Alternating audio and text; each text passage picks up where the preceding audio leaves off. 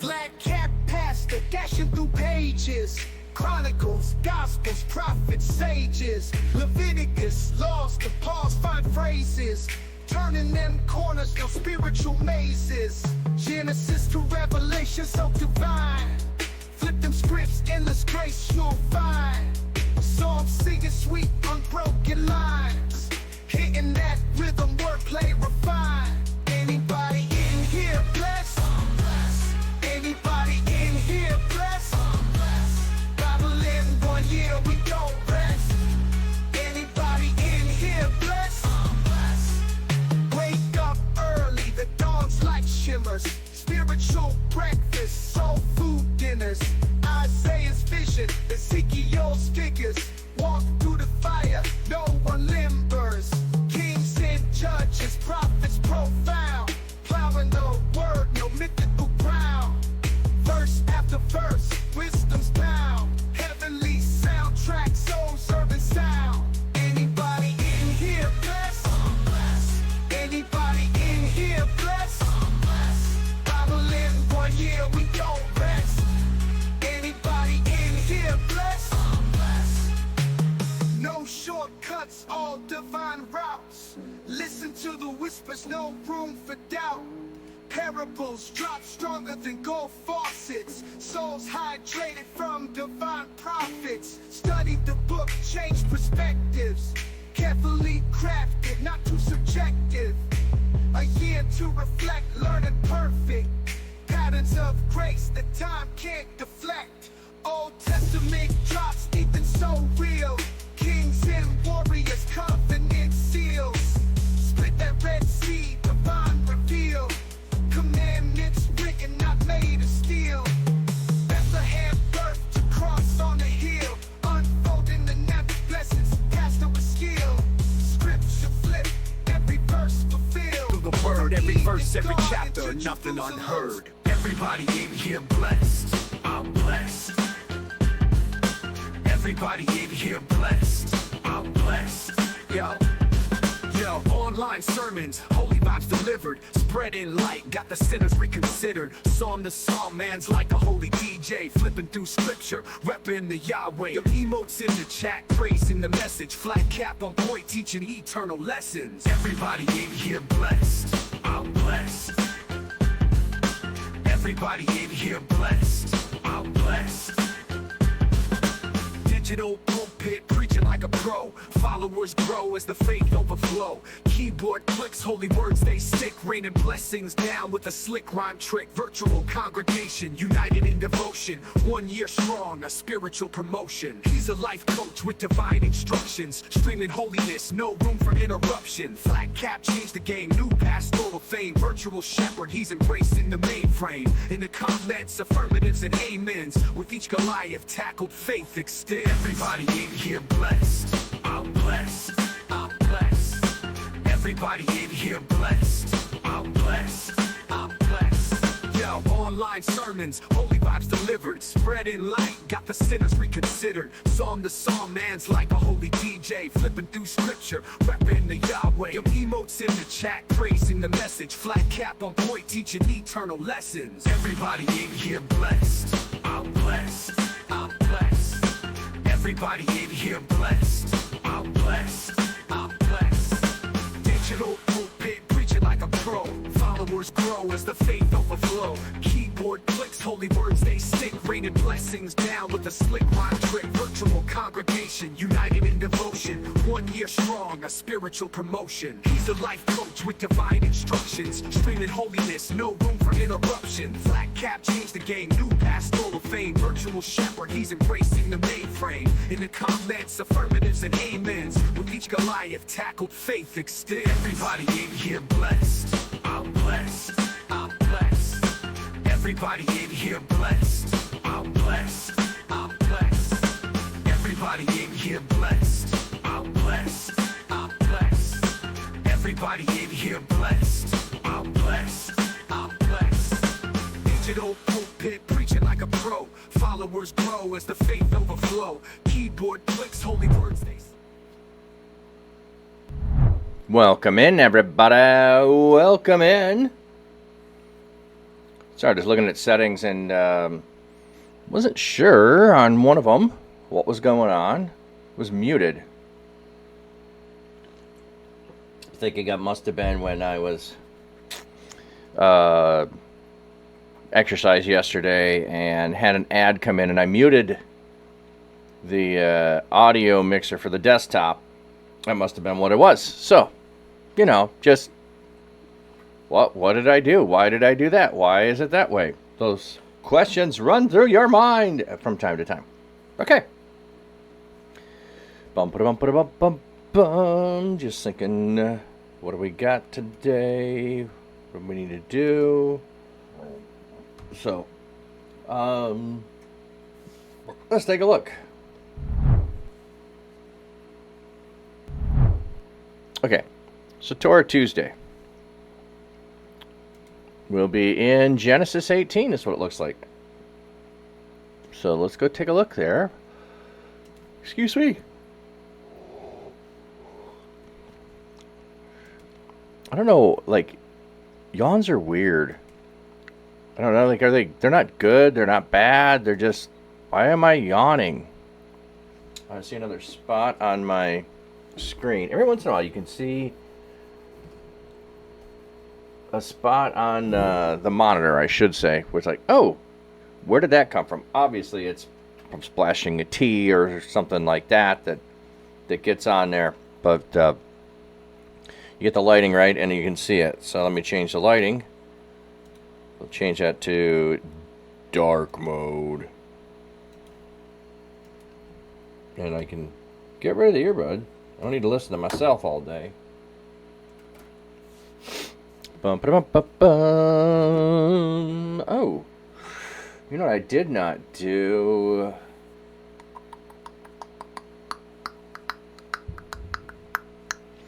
Just trying to figure out where I want to put it. You know what? That's where I want to put it today. Let's do that.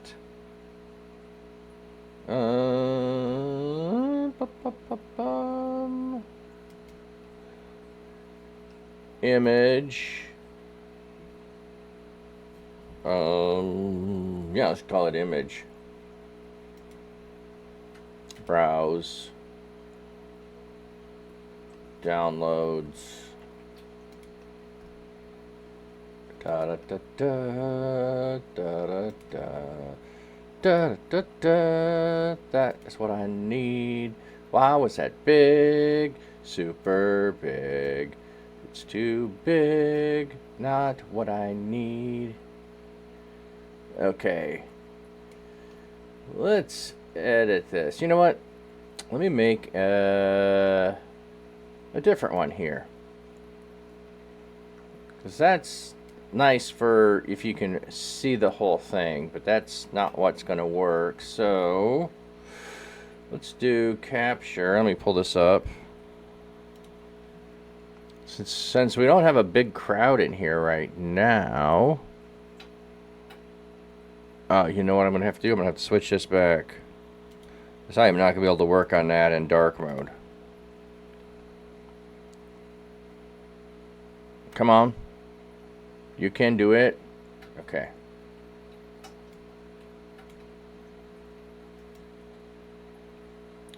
Slide that over there. That's what I'm going to be working on. So I need it more of... okay. Talking out loud to myself, but that's okay. It's what I do often.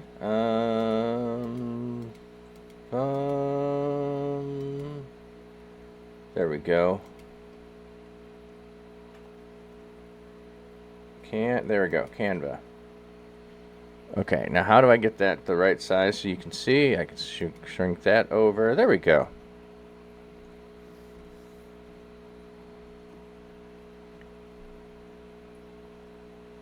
Okay. What I need is, let's do this one, I think.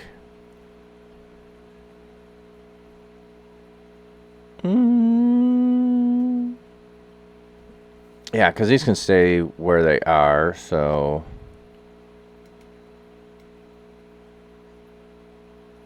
let's ditch that. We'll drag this up. I'll shrink that smaller.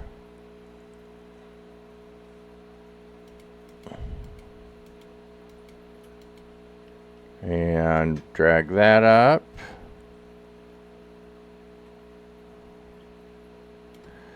And copy that.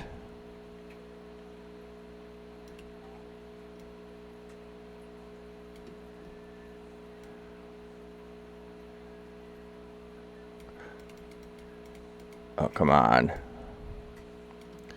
Change the color there.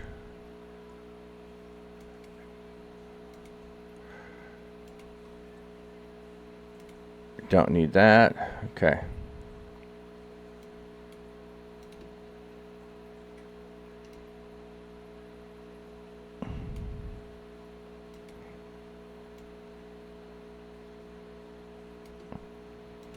There we go.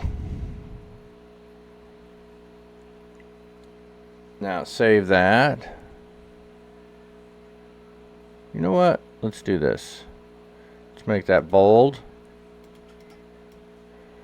Make that bold.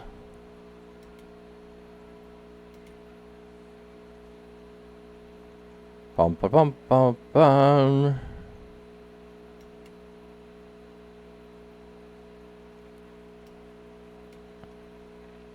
And we don't want an MP3. And let's go current page. Download, download. Okay. I see I can squeeze this in a little more here. Call it promo.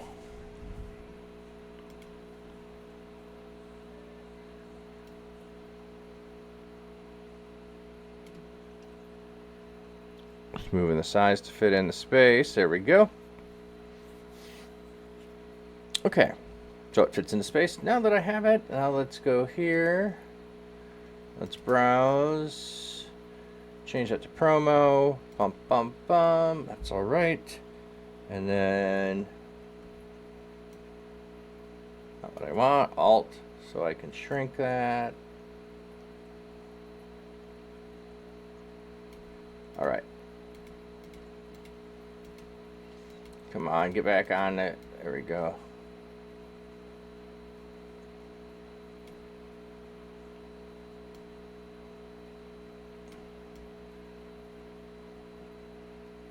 There we go.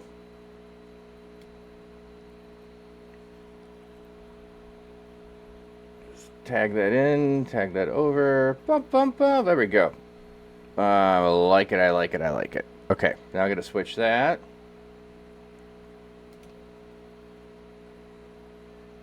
Yeah, window capture, don't need that. There we go. And now I can switch back to dark mode.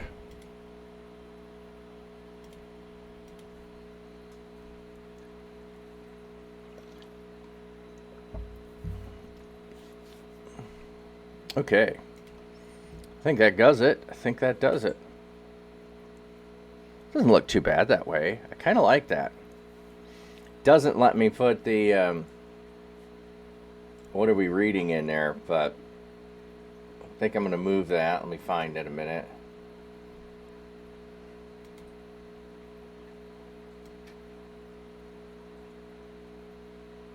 Put it right here. Oh, and I need to change it too. Come on.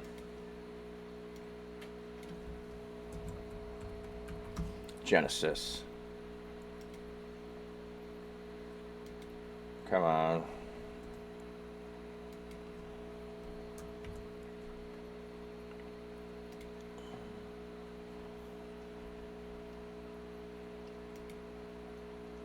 Boom, boom, boom, boom, boom. Come on. Why? What? Like, I don't know why it doesn't like to like drag it. It wants to snap in place, and it's like, no, I was almost where I wanted it, and then you're snapping where I don't want it.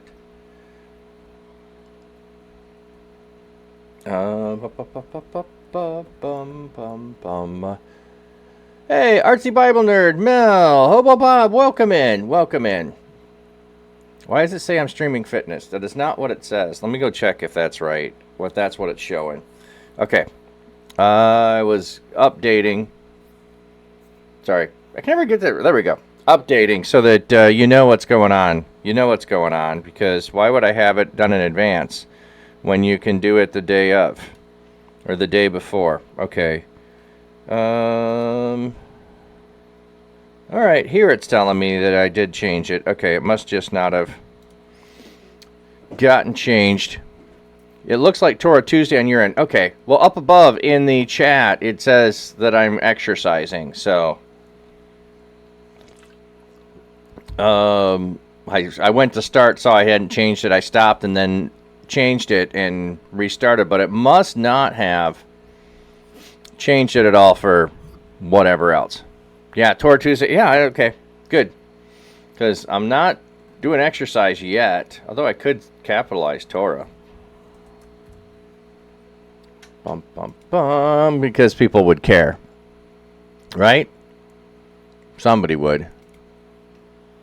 That won't be me. Okay. So we are in Genesis 17. Oh, no, we did Genesis 17, so we're in 18. But in 17, we have the whole sign of circumcision that took place. So, now Abraham and all his descendants are going to be able to produce the sign of the covenant that they have and be able to say, hey, God, remember, we have a covenant with you. And so, we are your people. You have selected us. I am following Abraham. We are in relationship with you, and should be doing, but they don't. Only you and you alone. So, okay. Bum, ba-dum, bum, bum. The Lord appeared to Abram by the oaks of Mamre while he was sitting at the entrance to his tent during the hottest time of the day. Why is it telling us it's during the hottest time of the day? Because that is when you need shade the most. That is when you are going to not be doing work. Okay, this is the time where you will rest during the day. It is too hot to do work. And the Lord appears to Abram. Let's go look at the text there. Who does it say appears?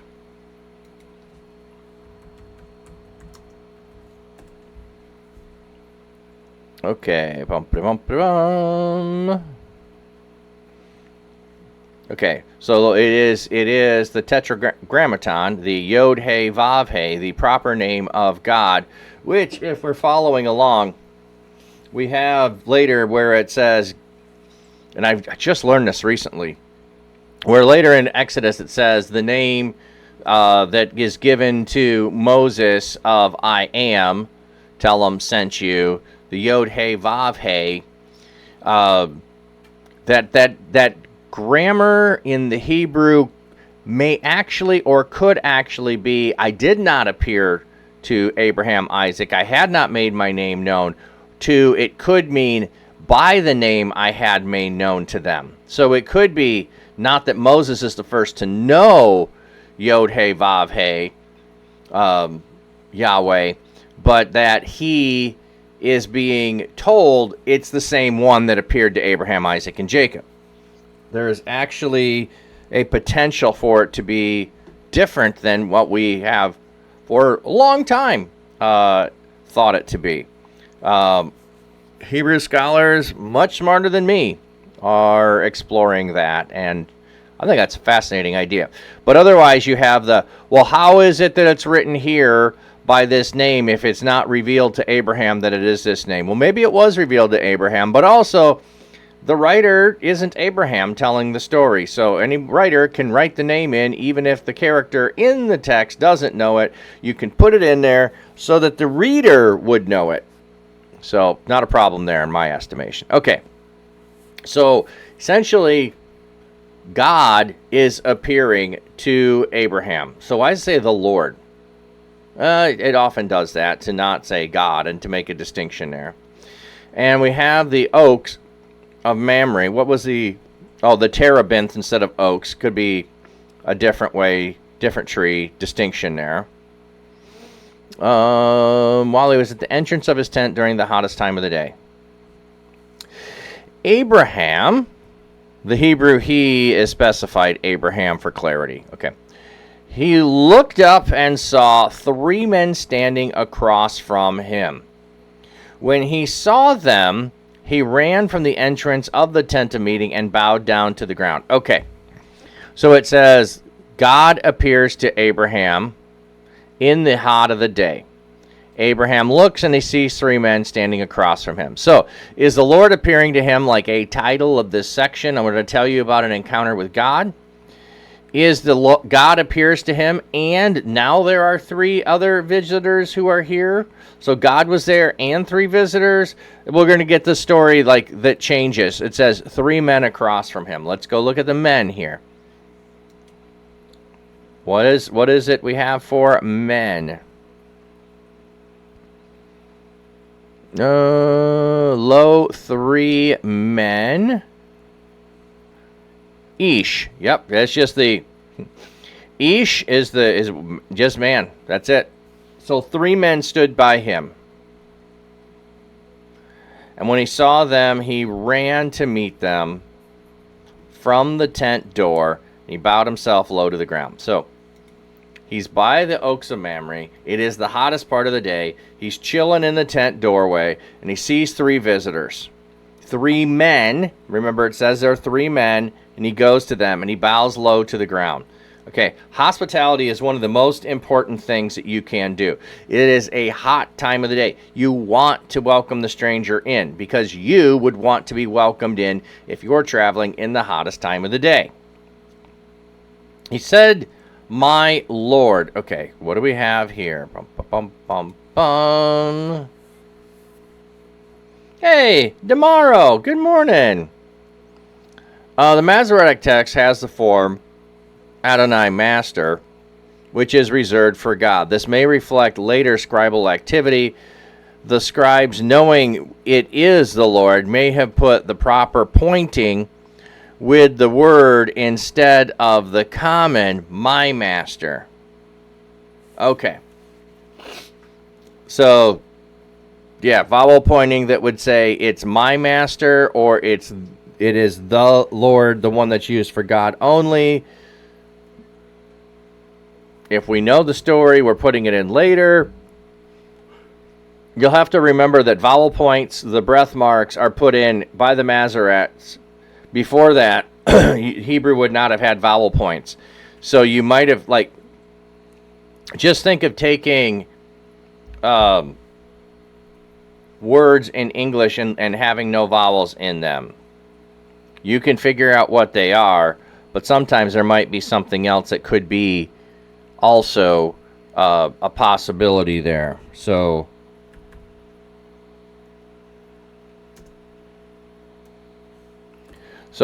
HLL could be hello, right? It could also be hill. How do I know which it is? The context of the text. So that's what you would have here is just the consonants are what you're going to see in the original Hebrew.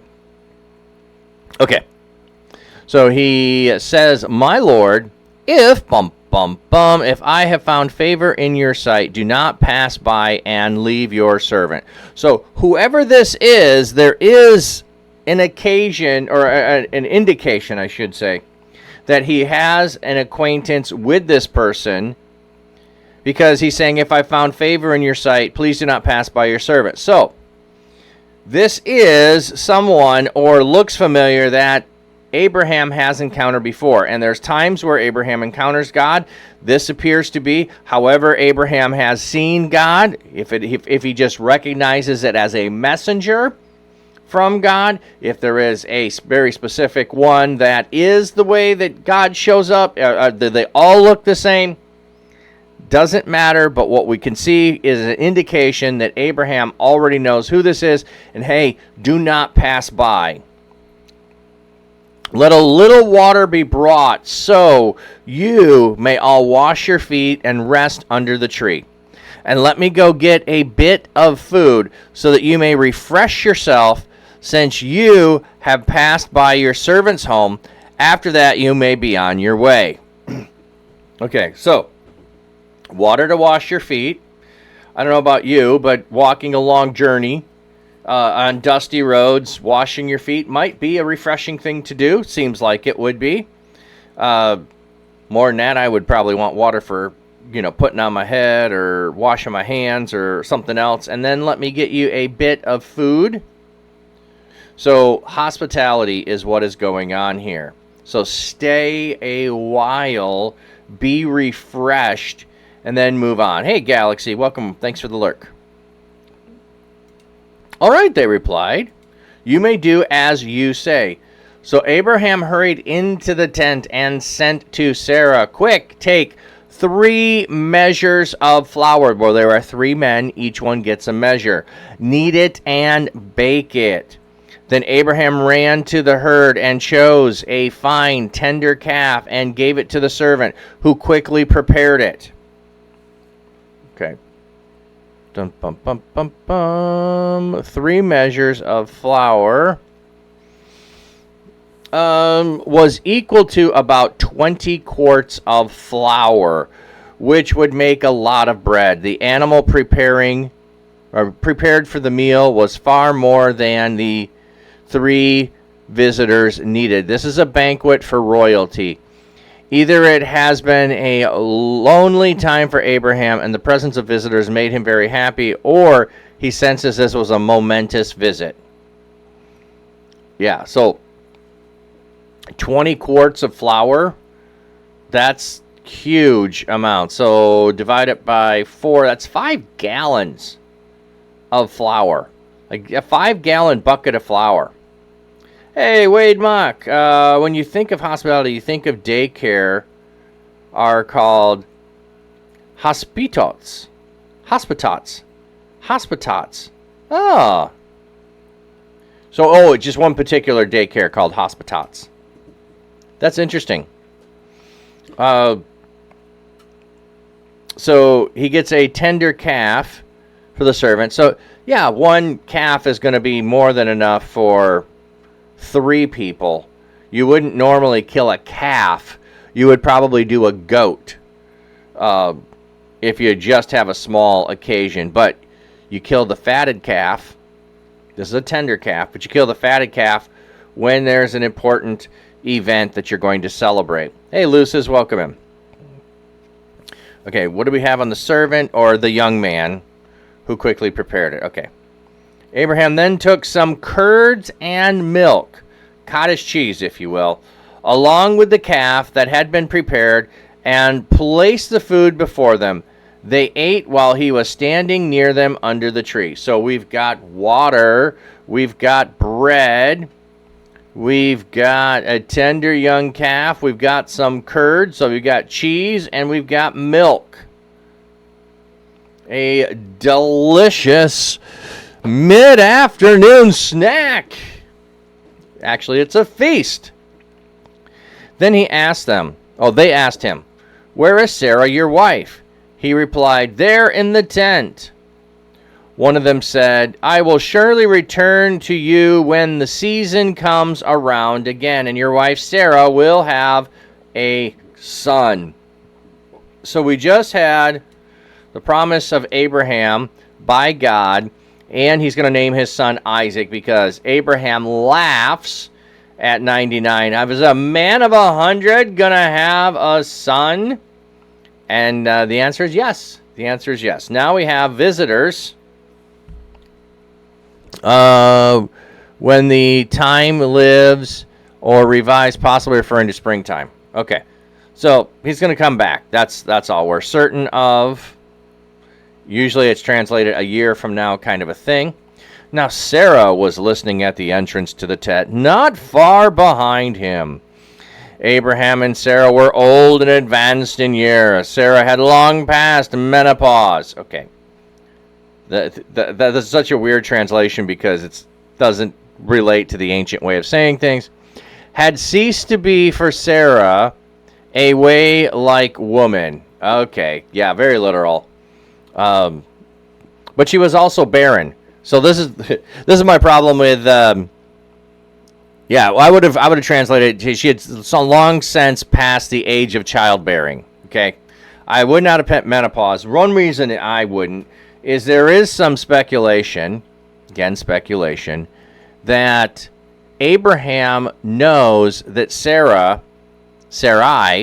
could not have children because she is said to be barren from the very moment she's introduced. One of those ways could be that maybe she never ovulated. Maybe she never menstruated. So if she never menstruated, then why would there be menopause? But there's other ways that she could have been identified as not being able to bear children. She could have had an injury along the way. Some, like maybe gored by a bull or something, could have caused abdominal injury.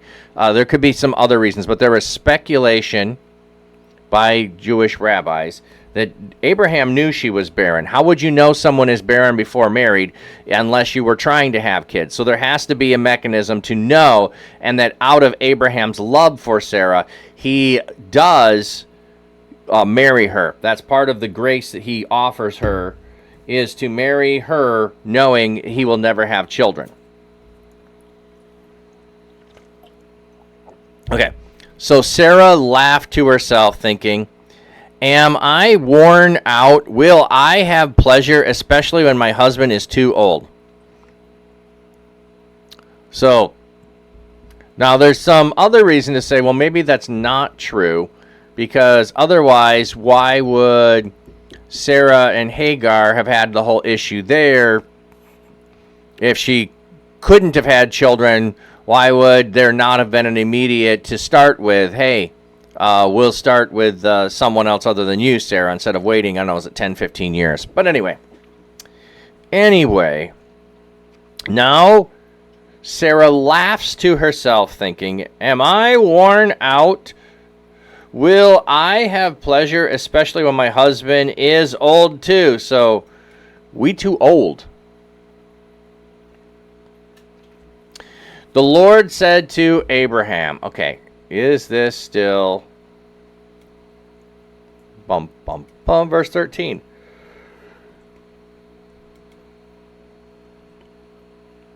Yod He Vav He, it is. So, we have the Lord came and visited. Then it says there are three men. Is the Lord one of the three men? Is there the Lord and the three men? As the Lord, it was the one a title. Now we have that one of the three men is the Lord.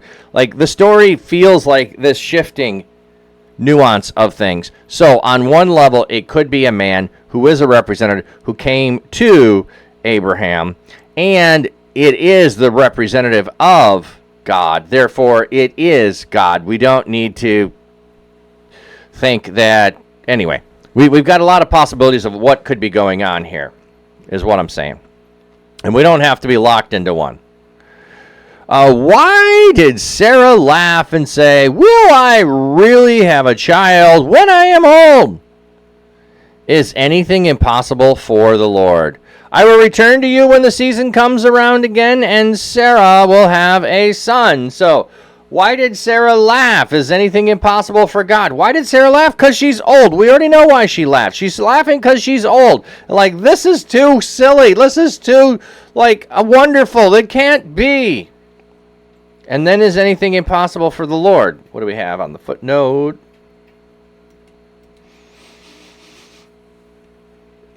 To be wonderful, extraordinary, to be surpassing, to be amazing.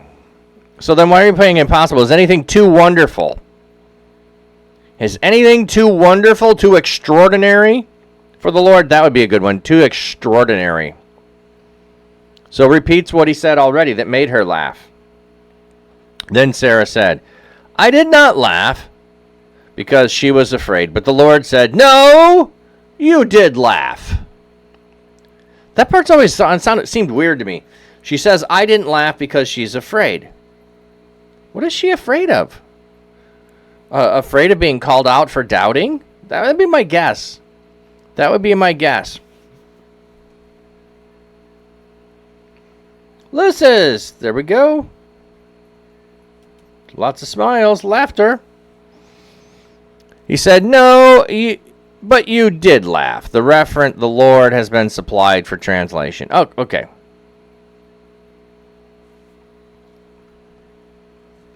When the men got up to leave, wait a minute, I thought the Lord was there. Now it says the men got up.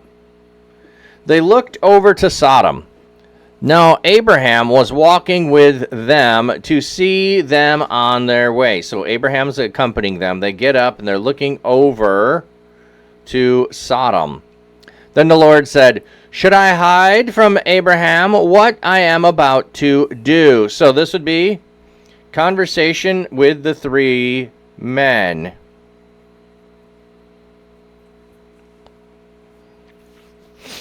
After all, Abraham will surely become a great and powerful nation, and all the nations on earth will receive blessing through him. I have chosen him so that he may command his children and his household after him to keep the way of the Lord by doing what is right and just. Then the Lord will give Abraham what he promised him. So this is a weird kind of interjection here. Should I tell Abraham or not? Because after all, Abraham is going to be a great and powerful nation, and all the earth will be blessed through him. And I've chosen him, and I did the command for his children and his household to keep. And the Lord, wait. What does that have to do with Sodom and Gomorrah? Like Abraham becoming a nation, Abraham being upright and just, Abraham keeping the way of the Lord? Okay, so keep that in mind as we go forward, because otherwise, why is it just about Abraham if there's not some action of Abraham that is a reason to bring him into the conversation? So the Lord said, the outcry against Sodom and Gomorrah is so great and their sin so blatant that I must go down and see if they are as wicked as the outcry suggests. If not, I want to know. Okay, The outcry of Sodom, which apparently refers to the outcry for divine justice from those unidentified persons who observe it as sinful ways. So, this is one of those cries of oppression. Okay, so let's go look at the word here.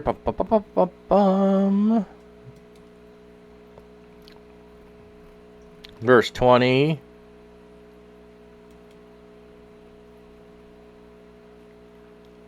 Za'ak.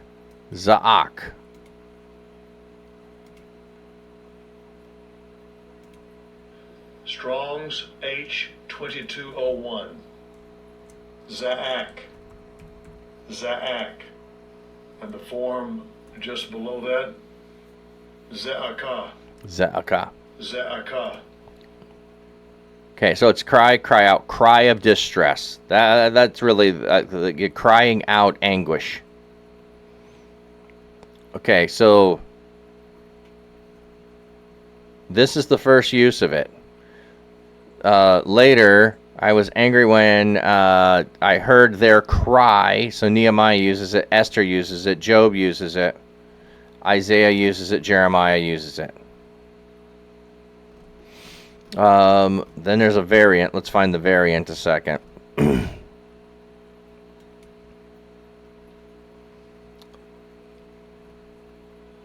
So this is the verb. The other was the noun. Exodus. And they cried, and their cry came up unto God by reason of their bondage. So what we have in this word is the cry for justice, the cry of oppression that goes out, the cry of those who need justice. So this is not a prayer. It is a cry for help. So wanting to see if it is as bad as suggested. Ooh, 58 says, so blatant, heavy or severe. That means that might be kavod. Let's go look. Very grievous. Yes. Kabad. Okay, so kavod. So it's a variant there. Of kavod meaning heavy. to be heavy, weighty, grievous, be hard. So, depending on the form here, God has kavod. He has presence. So, weightiness to things, heaviness to things. I think of Marty McFly. Oh, that's heavy. Is there a problem with the Earth's gravity in the future? No, it's heavy. It's a burden. It's weighty. But when it's something that is on you. But if you are the person being described as that, we could go in the different direction, gravitas. There is a weight to the things that you say. Okay. The two men turned and headed towards Sodom, but Abraham was still standing before the Lord. So the two men turned. What do we have here for men? I want to see if they're still Ish in verse 22. Yep, it's still Ish. Okay, so the two men are headed towards Sodom, but Abraham was still standing before the Lord. Excuse me.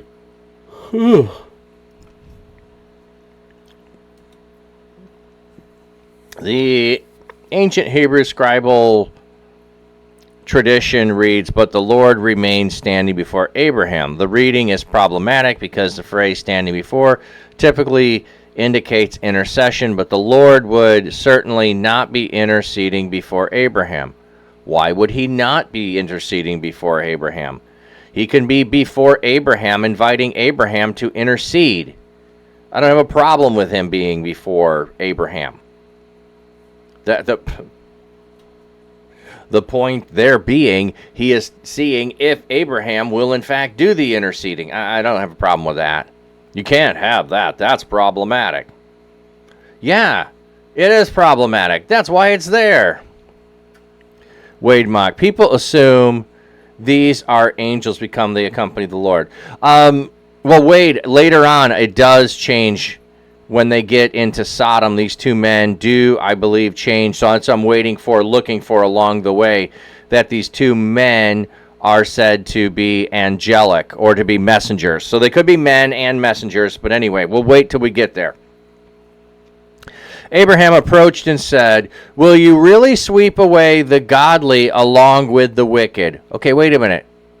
How does Abraham know what's going on? Was the conversation, should we tell Abraham we're going to destroy them, that their wickedness has come up or not? Apparently, the answer was yes, but we didn't get it repeated, or they said that out loud so that Abraham would hear.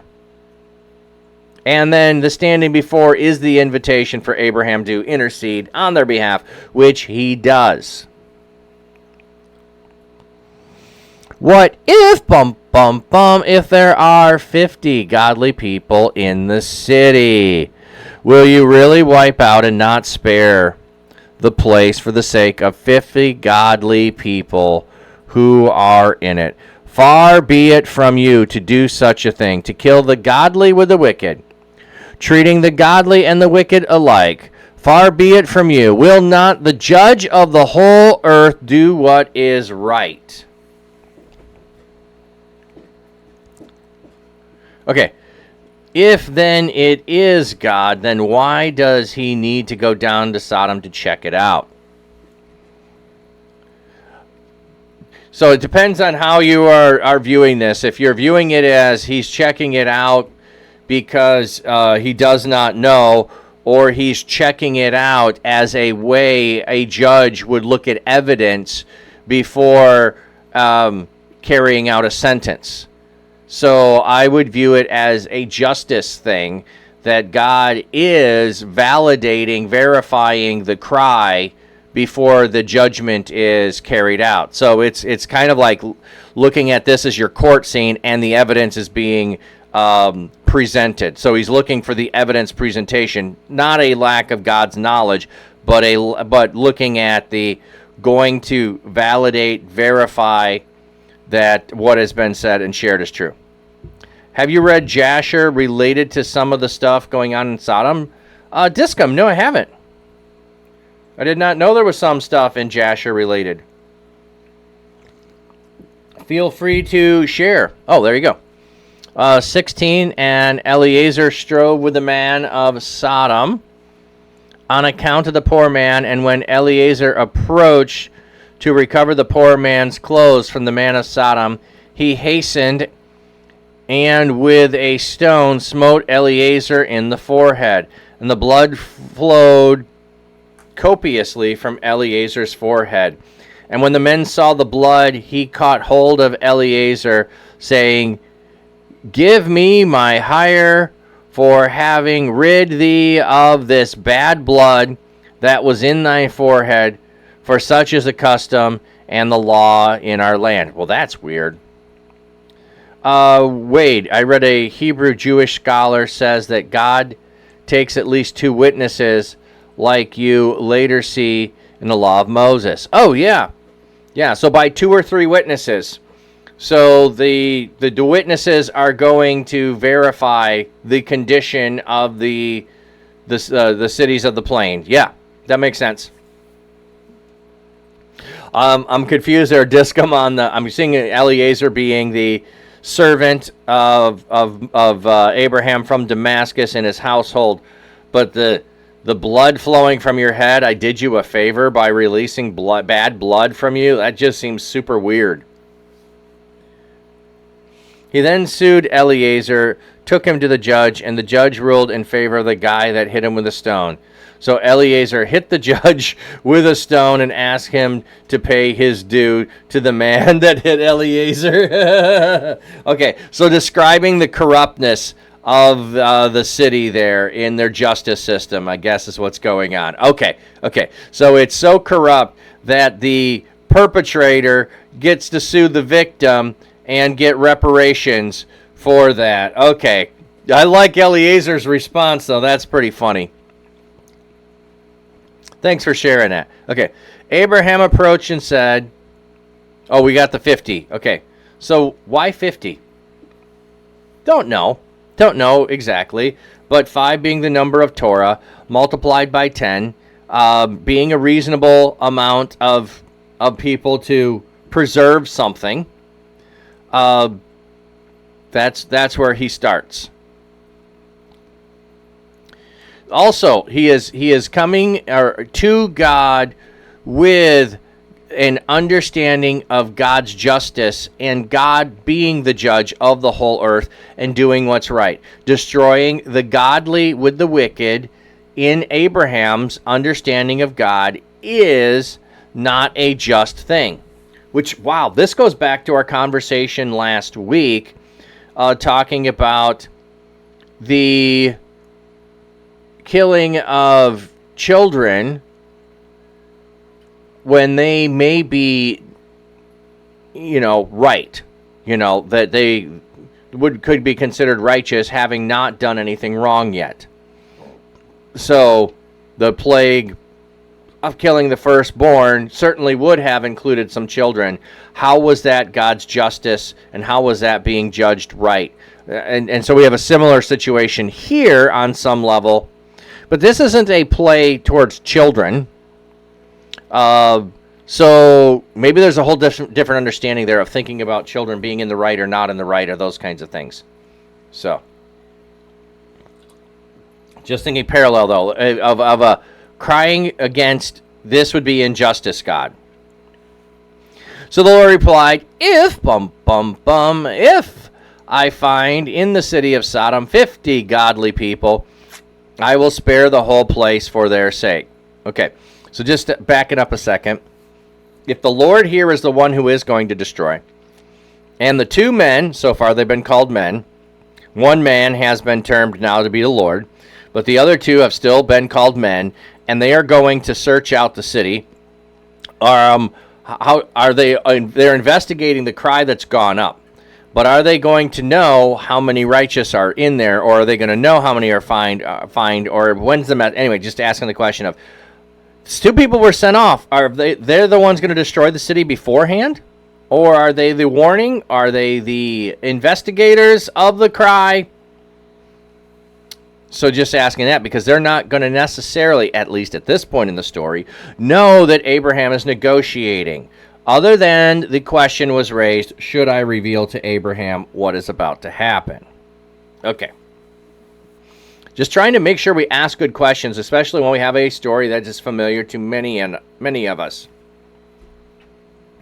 Because sometimes we just assume and move on with the story. Then Abraham asked, since I have undertaken to speak to the Lord, although I am but dust and ashes. Okay. The Hebrew term translated Lord here and in verse 30, 31, and 32 is Adonai. So it switched from Yahweh to Adonai.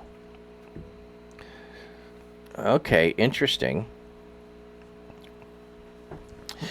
The disjunctive clause is a concessive clause. Okay, yeah, we could read that from the way it was. Although, what if, there are 5 less than the 50 godly people?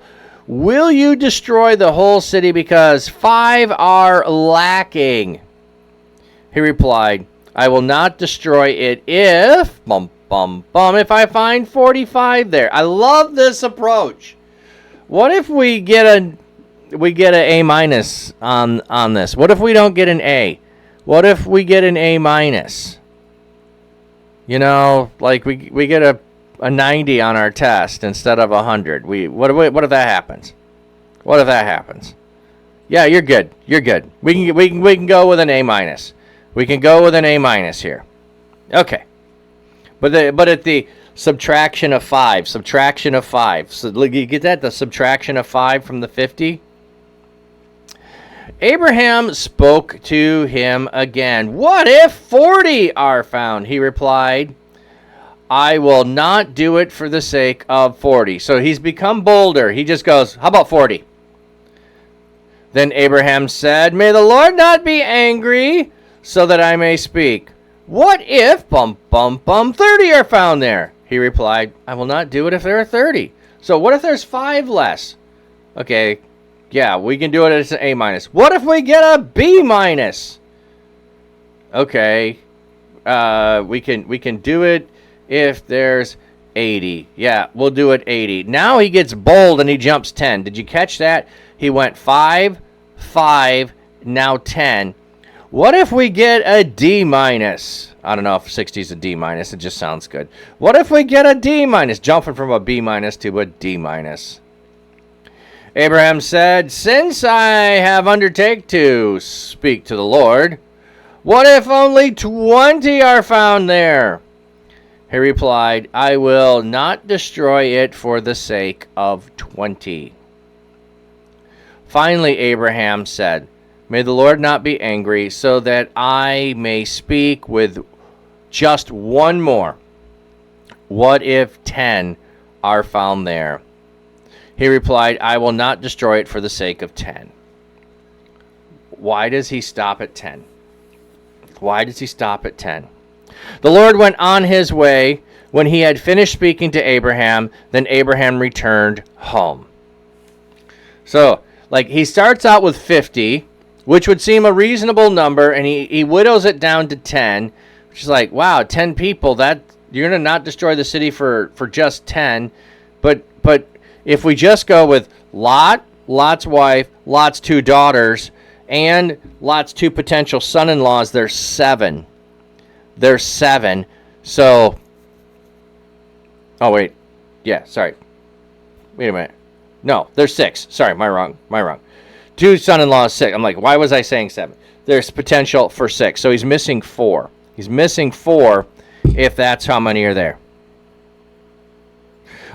This is kind of a friend you take with you in the car dealership when you buy a car. Yes. That sounds good. Yeah. What if you throw in upgraded tires and soundproofing and 12-inch woofers in the back and 12-inch speakers in the back and some woofers and some tweeters. Sorry, I'm getting a sound system in the car, and let's put a lift kit on it. So this is a fascinating thing. So he goes with 5. Then he becomes bold and does 10, and he does that 3 times. So we have 50, 45, 40, 30, 20, 10. 5 different numbers represented there, started with 50, ending with 10. So, I mean, but again, why does he stop at 10? I don't know why he stops at 10. Maybe 9 or single digits seem too insignificant. Don't know. The 2 angels came to Sodom in the evening while Lot was sitting at the city gate. Wait, okay, what do we have here? 19. Because we had 2 men, now it says something else. I think it's Melachim is what it should be. Malach, yes, sorry, variant there. The 2 Malach messengers.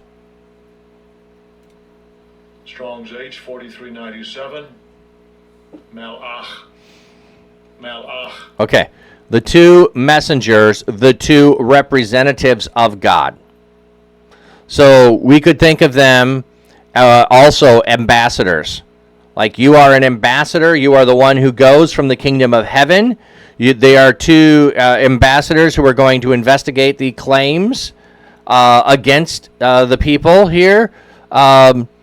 Angel is the New Testament term.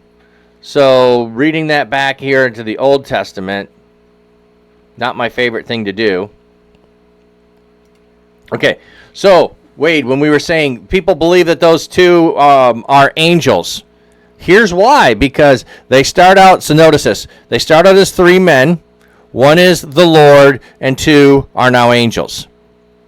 So, can you, so get out of your mind the image of wing flighty creatures and just think about representatives of heaven. What do they look like? How do we know they're angelic? Sorry you're late. Some housekeeping. Things came up and you had to handle them. Hi. Oh, no worries. I'm watching you people. No worries.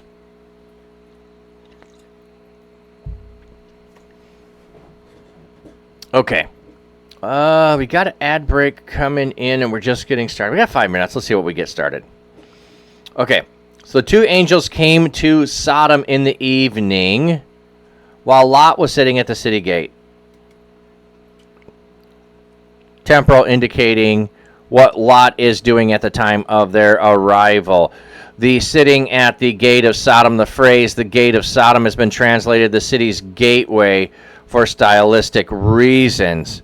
The expression sitting at the city's gateway may mean that Lot was exercising some type of judicial function. So, I think that he is. I think that he is, because if you are sitting at the city gate, you are in some kind of position. So, perhaps after Abraham rescued Lot and returned all the stuff to the king of Sodom, Lot turned that into a position of some kind of power within the city. It also looks at how Lot's actions take place, which seems that he is acting as a judicious person, judicial in nature of what's happening. Just sitting here watching loading bars going in the opposite direction. Ooh. T-Rex, loading bars? Interesting. When Lot saw them, he got up to meet them and bowed down with his face toward the ground. Okay, so we have Abraham appears to have recognized the individuals. Does Lot recognize them? Does Lot know who they are? Because when he previously was with Abraham throughout the time wandering in the land, that they had showed up on a previous occasion, because there are other occasions where God appears to Abraham, were these frequent visitors that came along and visited with them, and Lot was aware of them. Okay, that's one question. The other is, when we get to what the men of the city say, what is there something else about them that the men of the city might recognize? Yeah, rebuilt the main server, so you're loading the backup back. Oh, okay. Wow.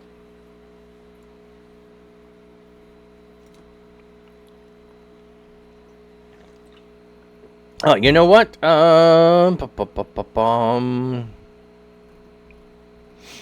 Before we go a little further, let's just stop there and let me find this because we got to pass the cap, which we haven't had in a while. So Donnie Dreams. Let me find it.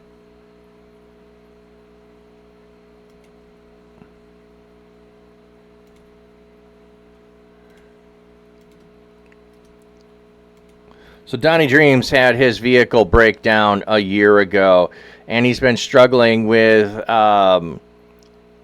his wife has clients that she needs to visit. They have one vehicle. He has doctor's appointments, trying to do job searches, going back and forth, and with one vehicle, it's become increasingly more difficult. And he's just trying to get some help to be able to get a beater car to be able to get back and forth to work. So if you're able to help Donnie Dreams, there's the info to help Donnie Dreams be able to get a vehicle and be able to use that to get back and forth to work. So we'll be raising support for Donnie for the next 2 weeks if you'd like to help Donnie Dreams.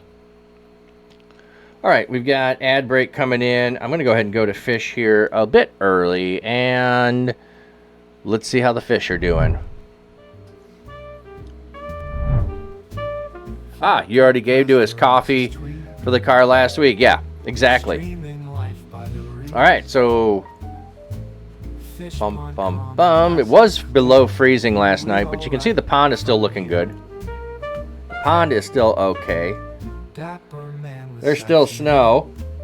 I did have some snowfall yesterday. It was cold enough that there was nothing lasting on the ground, just some falling in the air. Serenades the fish with ease. Watch the fish, they swim along to the rhythm of his Let's get a little up close on a couple of these. Flatcat pastor shows the way. Stream it live. So you can see there was a lot of wind yesterday, leaves blowing. I need to clean out the leaves. Oh, if you can see there, I got a new thing. I need to change the angle of it so you can see it better. Right in front of the tree is a dragonfly. No, it kind of looks like a butterfly, but it's supposed to be a dragonfly. I don't know if you can see it well from this angle. And so it's on a bent pole, so when the wind comes, it will bob up and down. I think it's pretty cool. Just zoom it in for you. All right, and dun, dun, dun. That's a koi in the back of the room there, and a lot of that dirtiness just on the glass. That glass is hard to keep clean. I need snails in there, but the koi will eat them.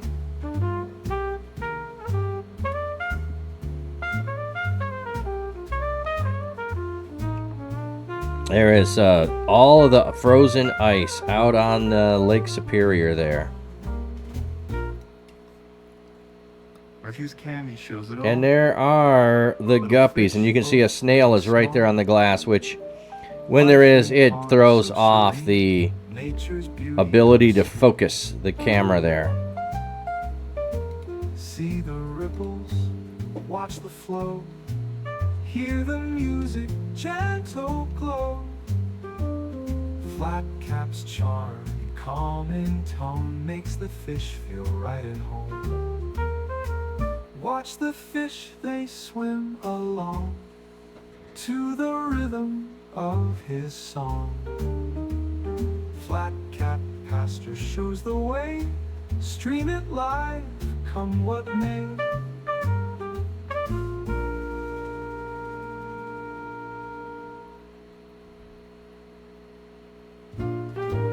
All right, looks like you are all coming on back.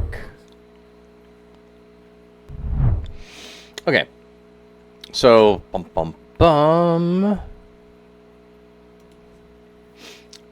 gotta figure this out. Okay, so additionally, tomorrow, 11 a.m., I will be doing podcast over on the Church Digital with Pastor Dustin. So he'll hang out for a couple of hours and hopefully introduce me to a game, and then I will try and play that game that I've never played before. And then tomorrow evening, North Hill Live will be on with me, and we'll do the same thing. We'll chat about being online, doing ministry online, serving people, and then he'll hopefully introduce me to games. So hopefully they can get me the names of those games later today sometime, and I can be able to load them, download them, all of that. Hey, Soaring Eagle, good morning, Pastor, and Sis watching. Welcome in. Now, I am trying to figure out and plan, because these here are going to happen on the schedule of the other streamer, not on, hey, here's my schedule and you got to fit in my schedule. So I'm trying to do these, which is not the way to do Twitch, I know. But I'm bringing my community over. I'm bringing their community over, developing a new community within the TCD realm. So I'm going to just do them wherever they fit, and then all the VODs will be over on YouTube. But anyway, that's the plan. But I'm thinking I need to have a couple of regular times where I'm going to be on there gaming. So I'm going to take the games that they share. I might do community games. I haven't figured it out. I'm working on that. So hopefully get that figured out and set up. Okay. Just want to look at this a second. That's not what I want. That's the one I want.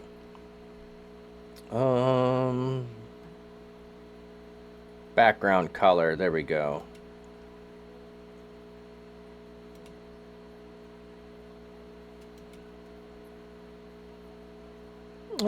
Let's do that. That didn't work. Weird. Okay. You gave a huge list of community games in the Discord. Check those out. Yeah. Well, the point of that may or may not be community games. I don't know, but that's a good thing to think about. Is maybe doing community games over there. I haven't made up my mind yet. Anyway, we'll figure that out. There'll be, what do I do on that channel with gaming? What do I do on my own channel with gaming? Those kinds of things. Oh, sorry, just looking. Yeah, that's fine. That's fine. Okay. So we had, just a refresher, those who weren't here, we have 3 men who come to Abraham. One of them is then said to be the Lord, and 2 have now become angels. Lot is sitting at the city gate of Sodom. Here are the 2, I would say, investigators to come and see if what has come up before the Lord has indeed been true. They are the investigators. They are the ones who are going to give thumbs up, thumbs down, the claim is true. Abraham has negotiated all the way down to only 10 individuals. Lot sitting at the gate in a position that looks like he has some kind of power and authority. He may not be the chief in charge of things, but he would be perhaps one of the elders of the city that would sit in judgment of things that would come before the city council. Hopefully that makes sense to you.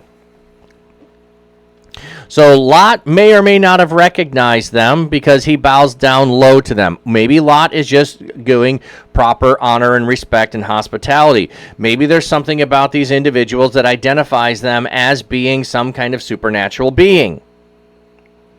He said, "Here, my lords, please turn aside to your servant's house, stay the night, and wash your feet. Then you can be on your way early in the morning." So this sounds very similar to what Abraham does in extending hospitality. Abraham invites them in the heat of the day to come, because the heat of the day is a dangerous time for you to be on the road traveling. Here, Lot invites them to stay the night at his house. Why? Because in the city at night is a dangerous time to be out and about. So, very similar circumstance, very similar response from both Abraham and Lot. Now, I'm thinking Lot learned this from Abraham. "No," they replied, "we'll spend the night in the town square." Why are they going to spend the night in the town square? They're here to observe and see what's going on. The town square refers to the wide street area at the gate complex of the city. Sorry, my fish are making lots of fishy noises. Just funny sometimes. Okay, no, we do not need the hospitality. We're going to be here. We're here to observe what's happening on. Then he urged them persistently. The Hebrew patsar, to press, to insist, ironically foreshadows the hostile actions of the men of the city.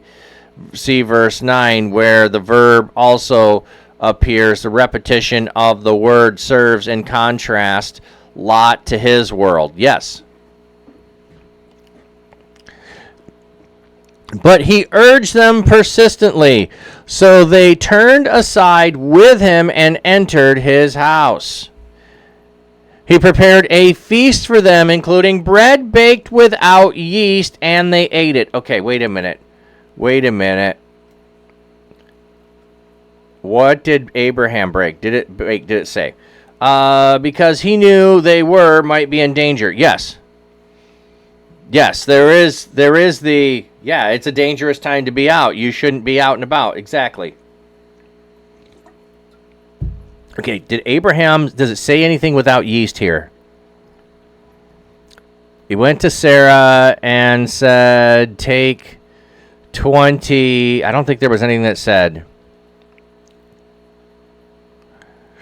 Quick, take 3 measures of flour, knead it, and make bread. If you're doing it quickly, you're not giving it time to rise, so by implications, it could be unleavened bread. If you're doing it quickly. But in order, the length of time it would take to kill and cook a calf, do you have time to knead and let bread dough rise? I don't know. You read this back a few months ago about Sodom and Gomorrah? Yeah. Okay. So anyway, unleavened bread. Why? Because it's made in haste. Made in haste. Before they could lie down to sleep, means to lie down to recline, that is to go to bed. Here, what appears to be an imperfect is a preterite after the adverb. The nuance of the potential fits well. Well, just before they could lie down to recline. Okay. All of that. So, before they could lie down, all the men, both young and old, from every part of the city of Sodom surrounded the house. They shouted to Lot, "Where are the men who came to you tonight? Bring them out to us so we can take carnal knowledge of them." Okay, what do we have in the footnote? The men of the city, the men of Sodom, surrounding the house, from the young to the old, all the people of the city. The repetition of the phrase men of stresses all kinds of men. The Hebrew adds, and said to him. That is redundant. Okay, so they left out. They shouted a lot and said to him. Okay. The sin of the men of Sodom is debated. The fact that sin involved a sexual act precludes an association of sin with inhospitality, as it is sometimes asserted. No, I don't think it does. But I think it's different. I don't think it negates that. The text at the minimum condemns forced sexual intercourse. No, I don't think that's what they're thinking. Other considered thoughts point to the condemnation of homosexual acts. More generally, the narrator emphasizes the fact the men of Sodom wanted to have sex with them. The demand that Lot realize the angelic messengers seen as men for them for sex, and when Lot offers his daughters as a substitute, they refuse them as an attempt to take angelic messengers by force. In addition, wider context, the Pentateuch context, yeah. Okay. With Abram, the men had time to spend with him, but Lot knew his town, and spending time there wasn't advisable, you're thinking. Neither do I to a point. Yeah. Okay. I was just trying to see what the footnotes has here. Okay. I want to go look up what the Hebrew here has. Or wait a minute. Am I in the right one? 19:5. Am I in 19? Yeah.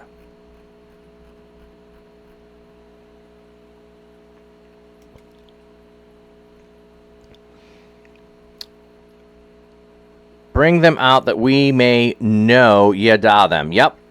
So this is the yada is experiential knowledge, and it is what is used of of Adam with his wife. And Adam yada Eve, and she gave birth to a son.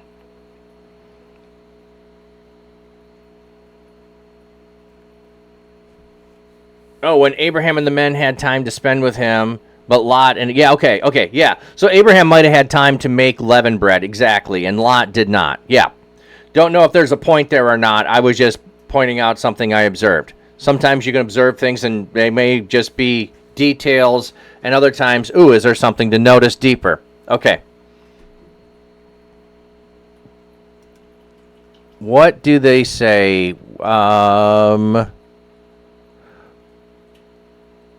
Where are the men? Okay, what word do they use for men? Ish. They just say ish. However, it appears that Abraham knows that they are more than men, and it appears that Lot knows they are more than men. Do the men of the city know they are more than men? That's what I want to know. Soaring Eagle, exactly your thought on that. Is this possibly knew they were some sort of authority such as angelics and wanted to try to defile them in some way? Yeah, if we go back to Genesis 6 with the daughters, the sons of God saw that the daughters of men were beautiful, and then you had offspring. Is this a reversal of that the men of the city see the sons of God and they are trying to go in that direction after? Thanks, yeah, Ike Ben here for the redeem. Gleeful Sheep, it's her birthday stream today, and she's still live when your stream ends. It'd be nice to go there. Okay, we'll see. Bum, bum, bum.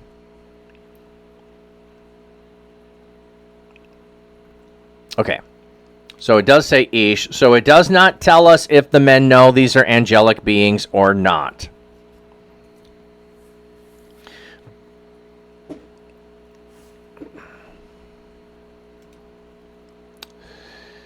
Lot went outside to them, shutting the door behind him. He said, "No, my brothers, don't act so wickedly. Look, I have 2 daughters who have never been intimate with a man. Let me bring them out to you, and you can do to them whatever you please. Only do not do anything to these men, for they have come under the protection of my roof." Okay, so Lot is is acting out of hospitality. What do we have here for wickedly? Okay, let's go look at verse 6 there. What do we have for the word wickedly?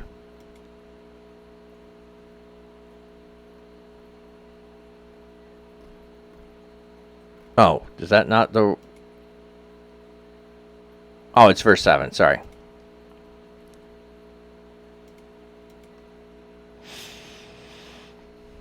Do not act so wickedly. Ra is evil. So wickedly. Okay. Okay. We get astounded by the accusation, or the presentation, the choice, hey, Laura, that Lot makes. One of the things, though, is that the 2 daughters are engaged, it appears, as we go through the story. So the men of the town would have known that the 2 daughters are engaged. If they had engaged in sexual activities with the 2 daughters, that would have been punishable by death, because it would have violated the promised marriage vow. So Lot is offering them, this is one thought on it, Lot is offering them something they would not accept, because of the criminal penalty of what would happen. So he's offering them something that they won't take. Another speculation is that the daughters aren't home. He's offering them something he's not going to give them. That's another thought here. Now, again, neither one are things that the text fully reveals to us. So, in offering the daughters, they may not be here. He might be offering something that he is not able to give. He may be offering something that they know would cause them more harm and that they would not take.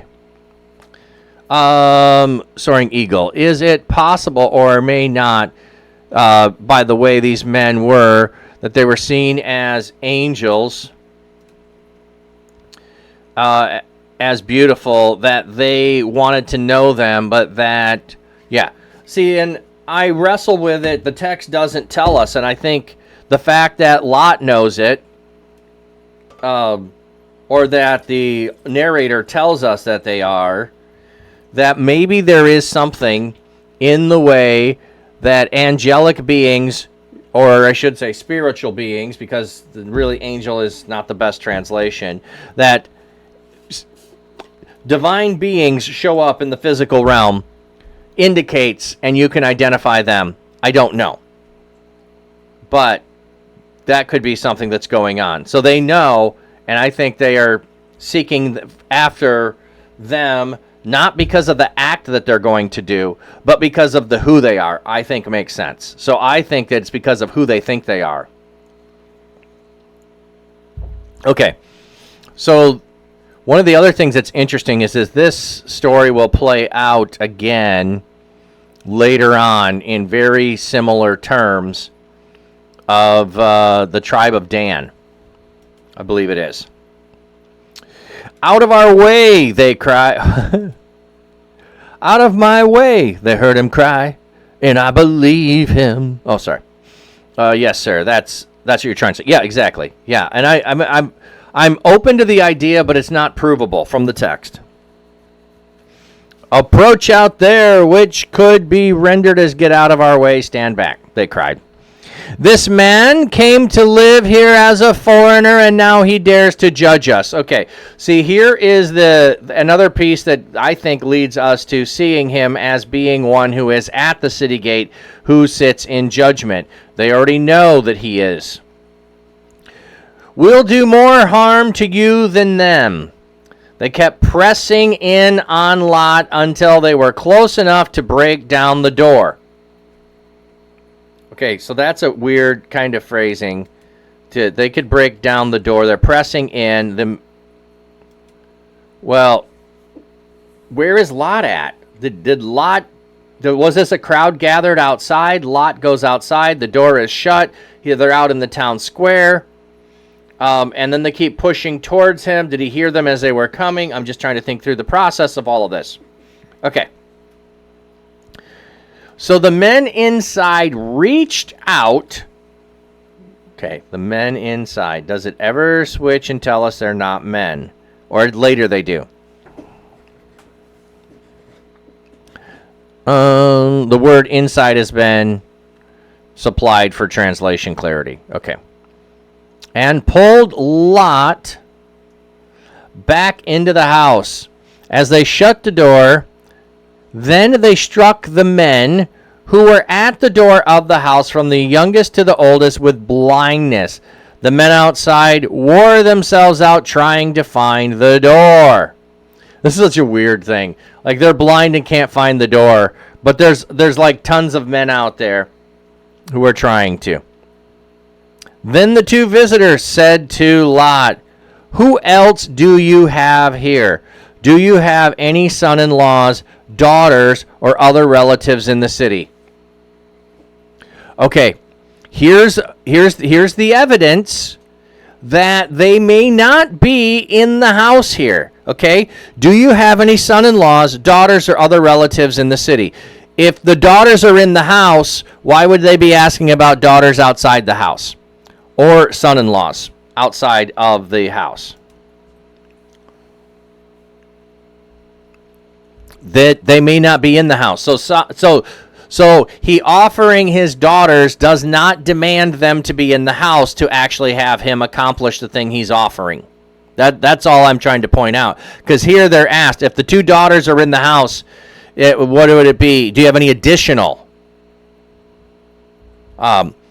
Get them out of this place because we are about to destroy it. Sorry, your phone keeps putting it on wireless earphones. Oh, I hate when stuff like that happens. The outcry against this place is so great. Ooh, it is so great before the Lord that he has sent us to destroy it. Okay. I got to go look and see if that's Gadal. I got to go see if that's Gadal. 13.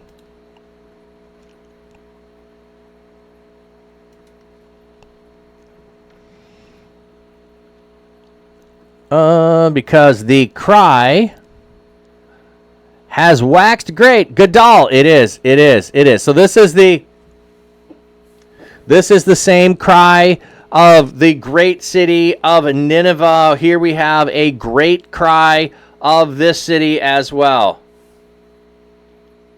Yeah, I was like, why can't I hear you? I had to take it off for a second time. Yeah. And coming before the face of the Lord. Okay, so why did we have it? The Lord standing before the face of Abraham? Because now here we have the parallel of Abraham, the Lord standing before the face of Abraham, and Abraham makes a plea for the city. And now Lot has stood before the face of the Lord in essence of being before the angels and made a plea, but it went in vain.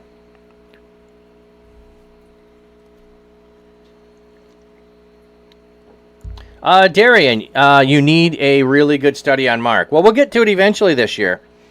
Right now we are in Matthew.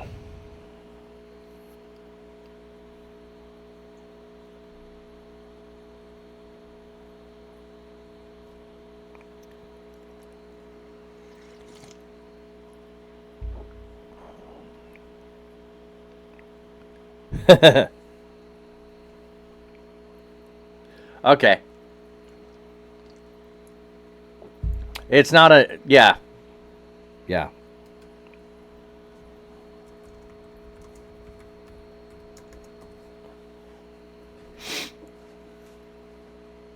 Yeah, you're frustrated. Now it keeps switching to them. Oh! Yeah, try to remove the wireless headphone Bluetooth off the phone for a little bit. Yeah, have that something. Yeah, turn the Bluetooth off and back on, maybe. Okay. All right.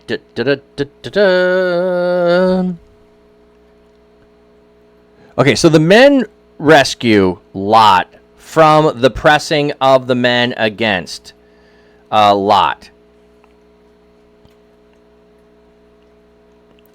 When Lot went out and spoke to his son-in-law... Okay, wait a minute. Let me just back up. Let me back up a minute. The cry is so great. The great cry. Is the great cry because of the actions that the men just started or just tried to do? Or is the cry that has gone up against them already gone up because of the totality of the things they did? Okay, so we had it can't be about hospitality earlier. Well, I'm sorry, but even the pressing to come with the idea to take people who are visitors violates hospitality regardless of what you do to them. They also are trying to do things to Lot. Okay, so it's a totality of judgment that's just been validated by this. This doesn't mean that this is the only thing that they are judged for.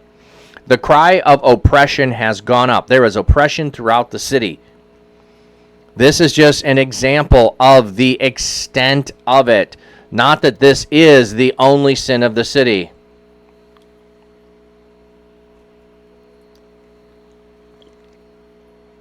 So, just pointing that out.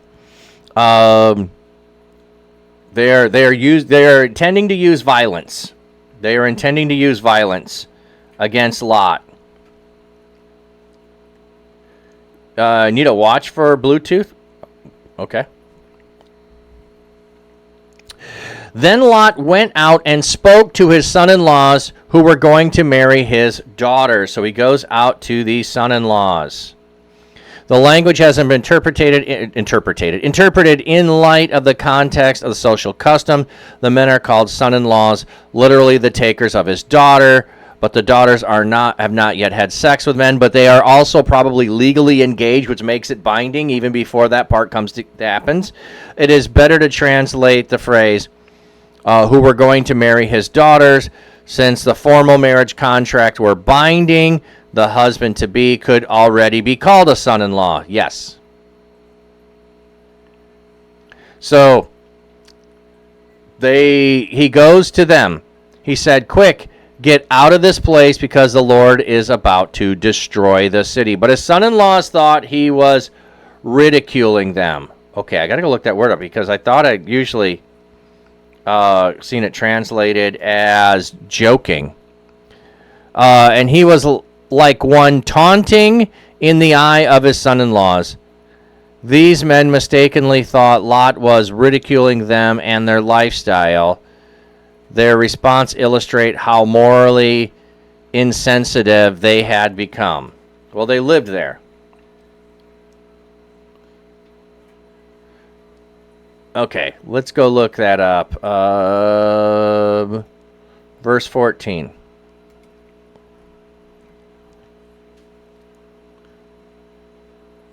Yeah, see, I thought mocking them.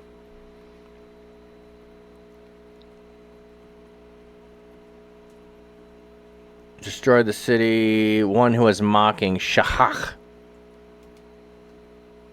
Don't know that one. Strong's H, 6711. Tzachak. Tzachak. Oh, to jest. That's what I think I've usually, to mock, to play. However, to laugh. Now I want to go back and look at the word to laugh in the last chapter. Isaac.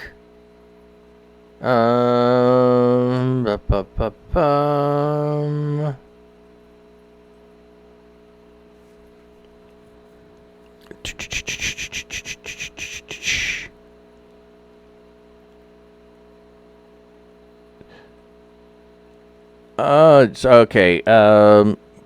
Sarah laughed. Okay, here we go. Sahak.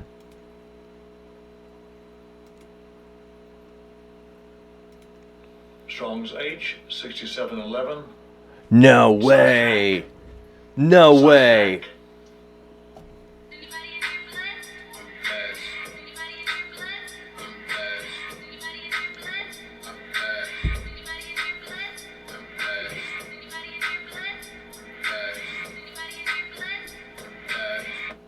Okay, so Sarah is laughing, jesting, and the men think that Lot is laughing, jesting, making fun of. What in the world is going on here with this word? So Sarah is going to have a son, and it seems like a joke. Lot is telling them that the Lord is going to destroy the city, and it seems like a joke. Do you see the connection there? This is something that seems impossible.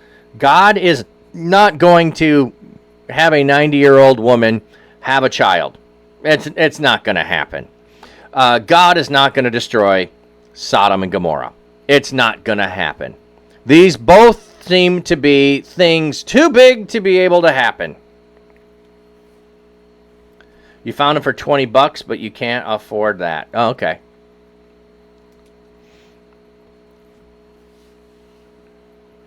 Sorry, I'm just fascinated by that. They think that he is laughing at them. You can't. Jesting, maybe. Ridiculing them. I don't know. Yeah, not for God. Exactly. Okay. At dawn, the angels hurried Lot again. Okay. So they've given him the night. Let's go back to, where are we at? We're in 19. What verse? 15. I just want to see what word it uses here.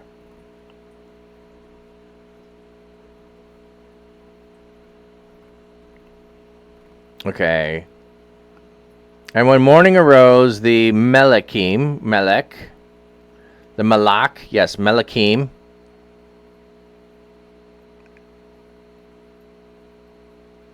Yeah. See here, I'm reading this word. Oh, sorry, this word up here is the one I'm reading. Melachim, and then here would be Malach. So, okay. So, the messengers of God and or the ambassadors. Ambassadors is probably a really good translation in this context because they have the authority of God.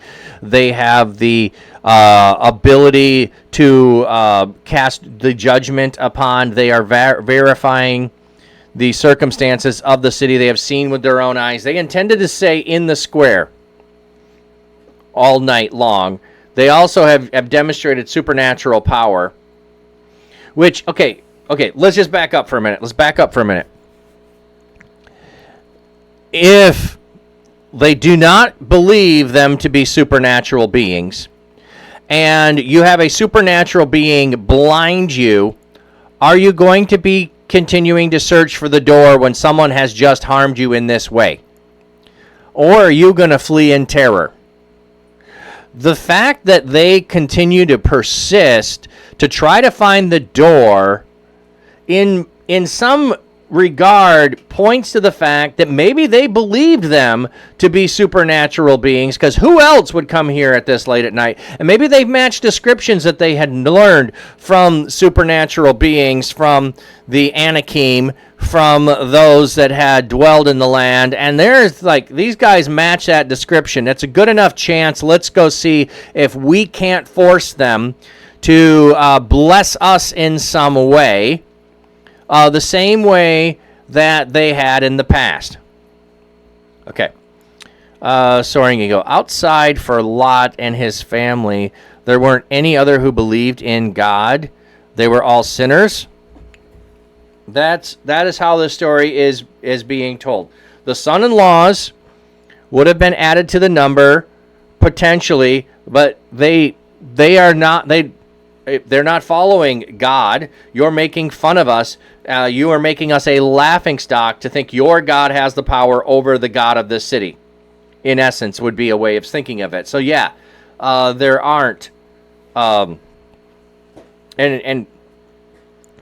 I think a better way of describing it, rather than using sinners, is there are no followers of God there. There are none who follow after God, who are seeking God's ways.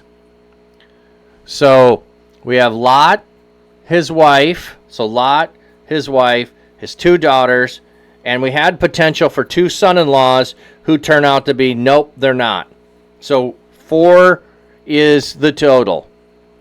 3 is the magic number, but 4 is the total here. Okay. At dawn, the Melachim hurried Lot along, saying, "Get going! Take your wife and your 2 daughters who are here, or else you will be destroyed when the city is judged." When Lot hesitated, the men... Okay, so they were just called Melachim, messengers, divine beings of the heavenly realm, and now they're called men. Okay, which means this is where we had earlier some people thinking that they were angels with Abraham. Well, they were the 2 that were with Abraham. So we have this backing up all the way through the story of, we now fully know and understand that the angels are the men. They were all along. We were going back and forth. Now they are fully what they are, which then is, did the men of the city know who they were? Okay, they grabbed his hands and the hands of his wife and his 2 daughters. So if you imagine, each of the Melachim are grabbing one hand of Lot, one hand of the wife, one hand of a daughter, a hand of another daughter, and they're running away, pulling them behind them. Can a human being be a messenger as well? That is a great question. And the answer, I think, is yes. I think the answer is yes. So that's why I'm trying to say Melachim.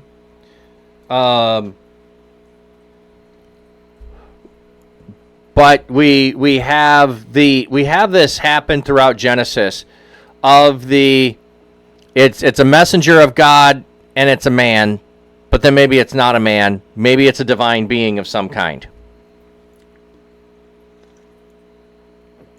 So I'm not trying to answer with definity what are they. Just trying to avoid saying angels because we get a picture in our mind of wings and halos and that. Okay. Because the Lord had compassion on them.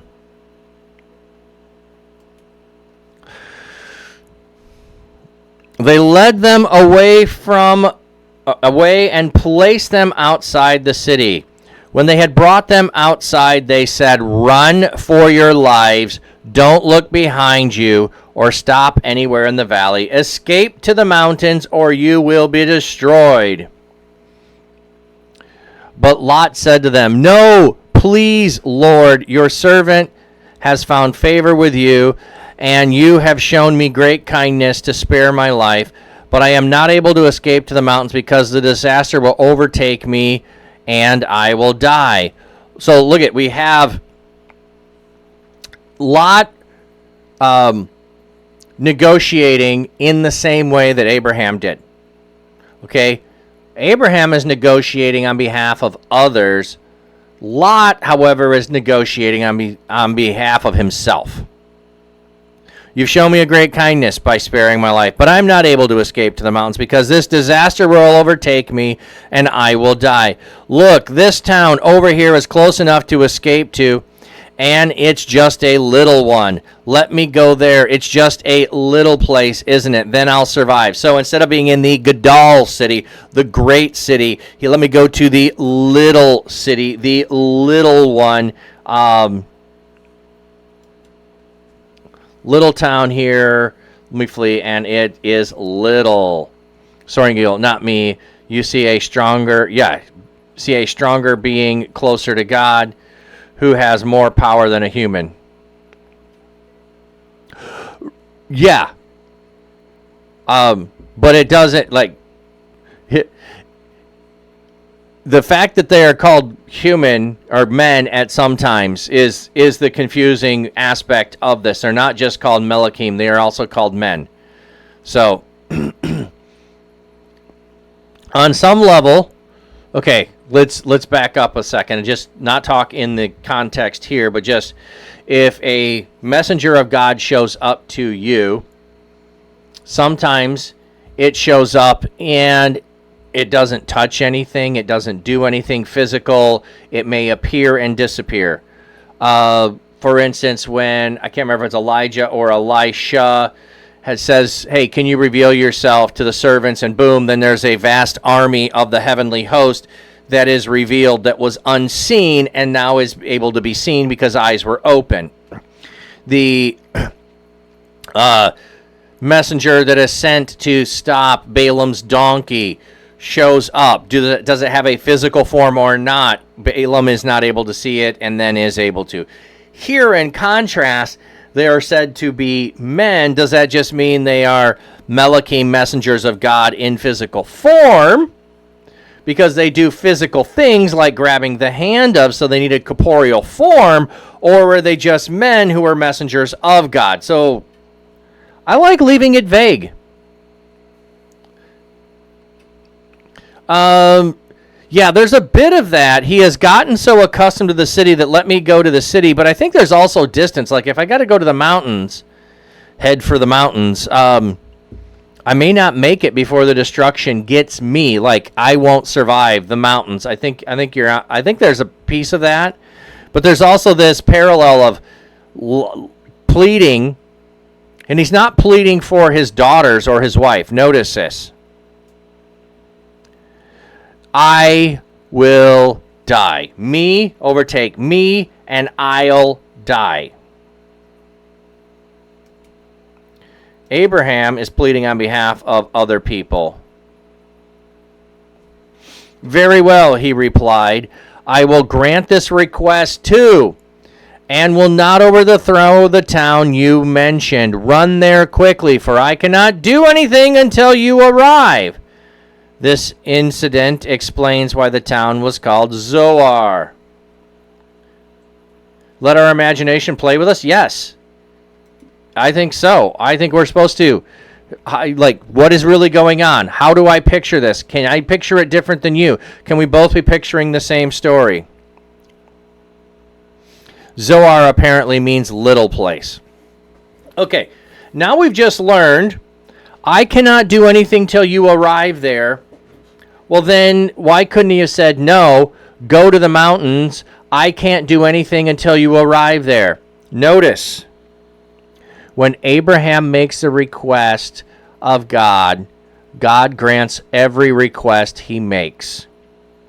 When Lot makes a request of the two men, they grant everything. Come into my house. No, come into my house. Okay, since you pressed us, we'll come into the house. Can I go to that little city over there? Sure, go to that little city over there. It's not a Gadol city. It's not a great city. You can go to the little city.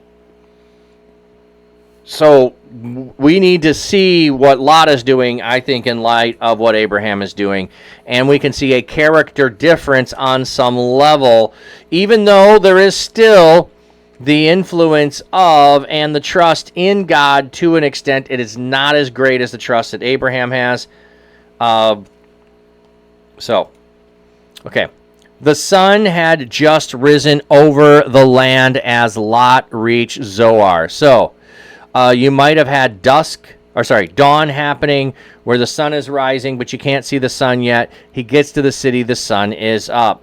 Then the Lord rained down sulfur and fire on Sodom and Gomorrah. It was sent down from the sky by the Lord. What do we have here? Burning sulfur, fire, and brimstone. The text explicitly states that the sulfur and the fire that fell on Sodom was sent down from the sky by the Lord. What exactly that was and how it happened can only be left to an intelligent speculation. Ooh, that's interesting. Intelligent speculation. So here's where we imagine it. What do we imagine it could be? Is this a meteorite, blast? That it's all the meteorites coming down from heaven, a meteor strike. Perhaps.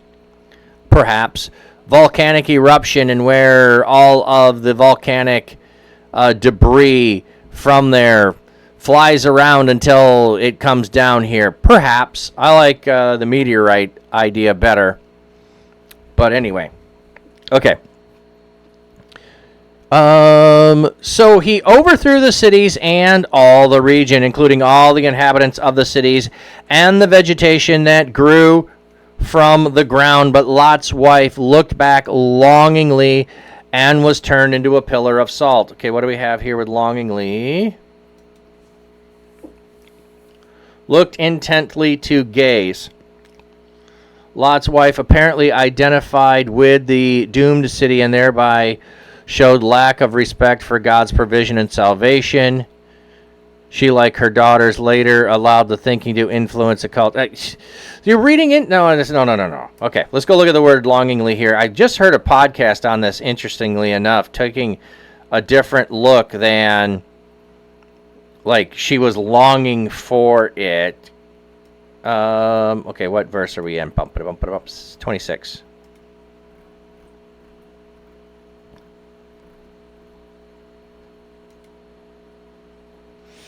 Looked back.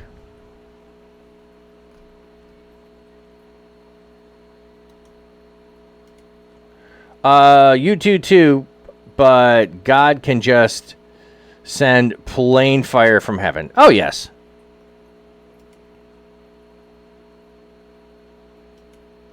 Strong's H802. Oh, wrong one. Isha. Sorry, I clicked the wrong one. Nabat. Strong's H5027. Navet. Navet. Okay.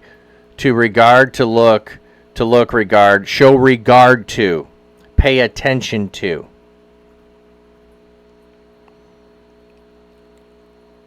And he brought forth abroad, and he looked now to heaven, to the stars, if you're able to. So give regard to, look at,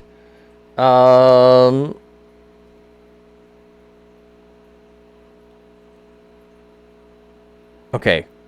Did I miss a verse there?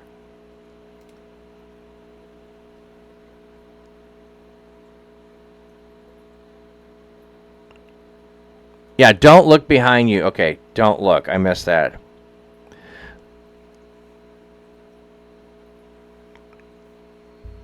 Okay. So there is the warning and the violation of the warning. Thinking, I wish you hadn't have left, I was going to miss my home, or why did I leave, type of her thinking. Well, the other thing is here as well,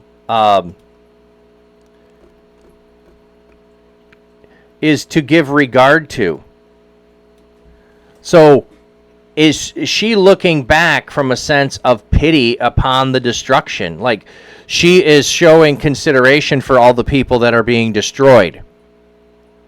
Is it not a, oh, I'm missing all, I'm going to miss that lifestyle? Is it more of compassion look that she is looking with? She is looking at them because it means to show regard to. Not show regard because I want to be doing those things, because we have no indication that she does. She's with Lot. We have no indication of any of her character other than this story. So, is she giving regard to them because she has pity on them? But it doesn't matter if she has pity, okay? She was told not to look back, okay? Part of the don't look back is because if you look back, you may not keep going. So I don't think it matters why she's looking back. I just... I think she wanted to be there, and so now I can make a moral pronouncement on you that when you leave and abandon things that were bad for you, that you can't be associated with and you can't turn back. No, I can still have pity. I can still have regard for people that I used to hang out with, that do things that I know are not good. I can still have love and honor and wish them well.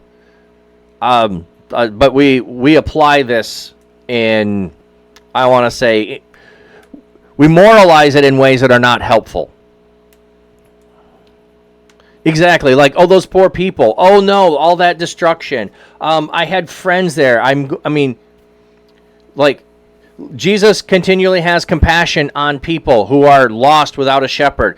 She could be looking back out of compassion, thinking, maybe I should have spoke up and pled on behalf of them, but she didn't. But regardless of what her motive is for looking back, she was disobedient by looking back. Okay. Abraham got up early in the morning and went to the place where he had stood before the Lord. He looked toward Sodom and Gomorrah and all the land of the region. As he did so, he saw the smoke rising up from the land like the smoke of a furnace. So when God destroyed the cities of the region, God honored Abraham's request. He removed Lot from the midst of the destruction when he destroyed the cities Lot had lived in. So the honoring of Abraham's request led to Lot's removal from the midst of the city. Okay. Lot went up from Zoar with his two daughters and settled in the mountains because he was afraid to live in Zoar. Okay, so Lot, you done asked to go to Zoar, little town, because you were in Gadal, big town, and now you're in little town, and now you're afraid to live in little town. So you're going to go to the mountains where you were instructed to go in the first place. Lot, why don't you return to Abraham? Why don't you return to Abraham? I don't know what he was able to grab on his way out, his coin purse or whatever he has.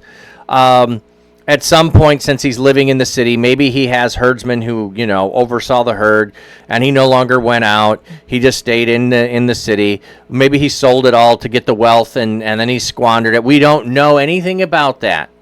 But Lot, Abraham is still out there, and Abraham is still out there. And if you're starting over with zero, why don't you go to Uncle Abraham and bring your daughters there so that maybe your daughters could marry someone within the household of Abraham, and or be connected there, even if you are... Anyway, we always have these stories that don't tell us anything, or don't answer questions we could have.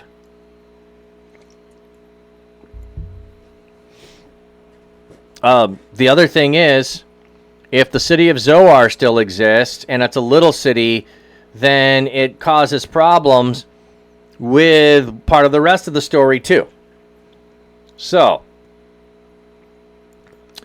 he lived in a cave with his 2 daughters. Later, the older daughter said to the younger, "Our father is old, and there is no man in the country to sleep with us the way everyone does.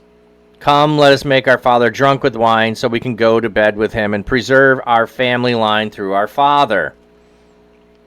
No men in the country, or perhaps on earth, in which case the statement would be hyperbolic. Presumably, there had been some men living in the town of Zoar, to which Lot and his daughters had initially fled. Perhaps they feared the destruction was more widespread than it really was, or perhaps they feared some sort of stigma following the disaster that fell on the town. Yeah, but if there's still men in Zoar, why don't you go get a man of Zoar and don't tell him that you're Lot's daughter?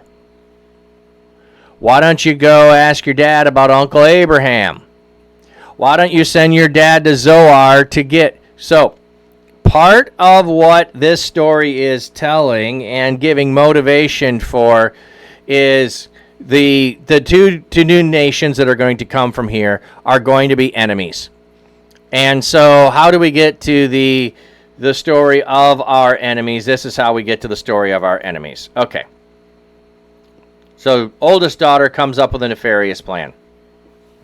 So that night they made their father drunk with wine. The older daughter came in and went to bed with her father, but he was not aware of when she lay down with him or when she got up. So in the morning, the older daughter said to the younger, "Since I went to bed with my father last night, let's make him drunk again tonight. Then you go in and go to bed with him so we can preserve our family line through our father." This is an important thought here, preserving the family line through our father. So they are seeing this as a way to honor, which they're actually bringing dishonor. So they went in and made their father drunk that night as well, and the younger one came and went to bed with him, but he was not aware of when she lay down with him and when she got up. Not that that's not possible, it certainly is, but not a good thing. In this way, both of Lot's daughters became pregnant. So, they became pregnant on a one-time occasion, is how the story is told. Maybe it got repeated later, but you just summarize it into the one time, because one time and pregnancy is not the most common way for it to happen. But then maybe we're wondering, maybe there was something more going on there for it to happen in a one-time occurrence. Okay. The older daughter gave birth to a son and named him Moab, which I mean something about father. The name Moab is not certain. The name sounds like the Hebrew for "from our father," which the daughter used twice. The account is probably included in the narrative in order to portray Moabites who later become enemies of God's people in a negative light. So, from our father, we're going to preserve our father's name. How do we do it? With the son from our father. The younger daughter also gave birth to a son and named him Ben-Ami. He is the ancestor of the Ammonites. Ben-Ami means son of my people. So from our father and son of my people. Like the account of the Moabites' birth, this story is probably included in the narrative to portray the Ammonites, another enemy of Israel, in a negative light. Excuse me.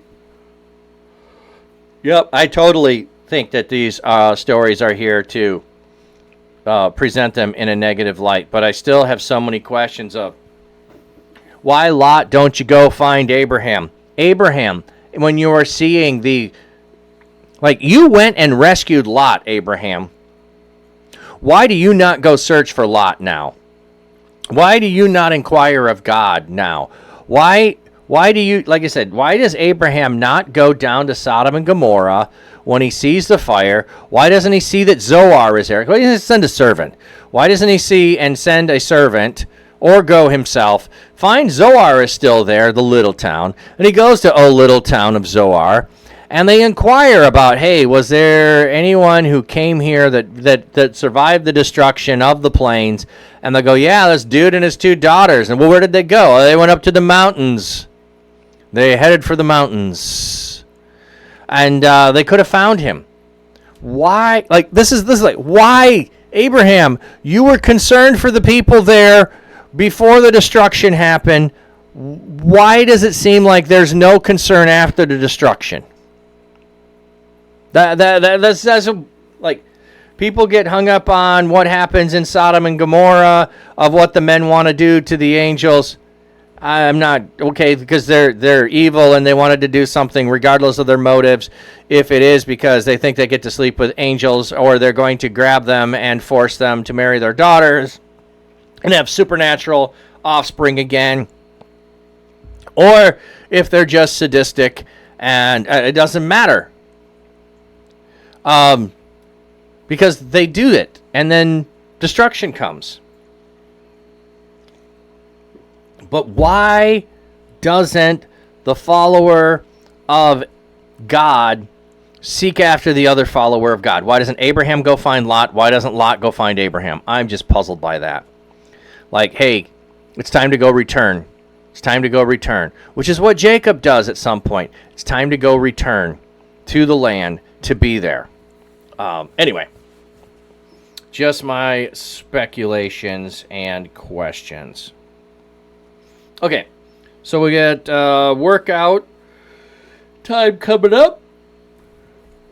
Let me give you a full BRB screen, and I'll get stuff set up, and maybe we can beat the ads to resetting the stream. But anyway, if you had more questions, you had more insights there, maybe there's more going on here. I still think that some of these stories are meant to be clouded in things, and or they have lost some of what we understand because we don't live in the same kind of world that they live in. Okay. There it is. He's got that flat cap dapper look, making waves online, spreading the word on Twitch. Pastor with a cheerful heart, no lie, preaching joy so high to the sky. He'll be right back, yes, he'll be right back. He'll be back in 2 or 3. Flat cat dapper, flat cat dapper. We'll be right back after this break. No mistake, joy they make. I'll be right back, yeah. We'll be right back in 2 or 3.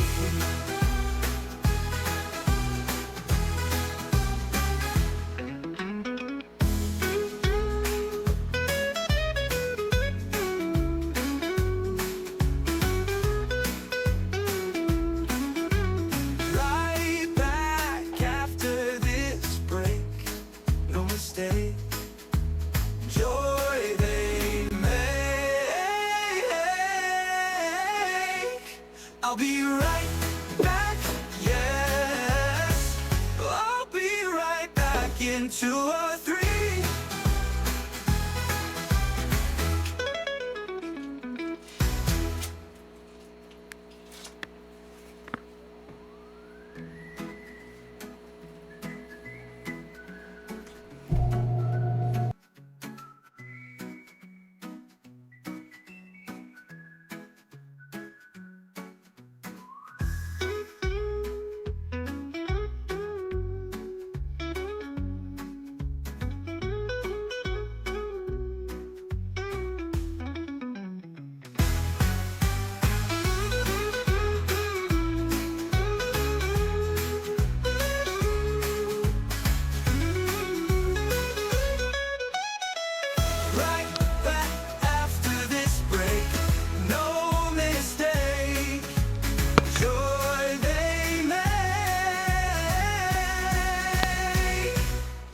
I'll be right back.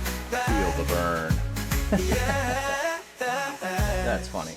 I'll be right back. All right. 2 or 3. Bum, bum, bum.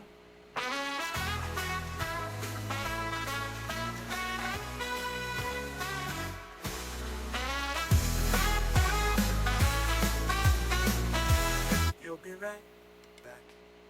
He's got that flat cap dapper look, making waves online, spreading the word on Twitch.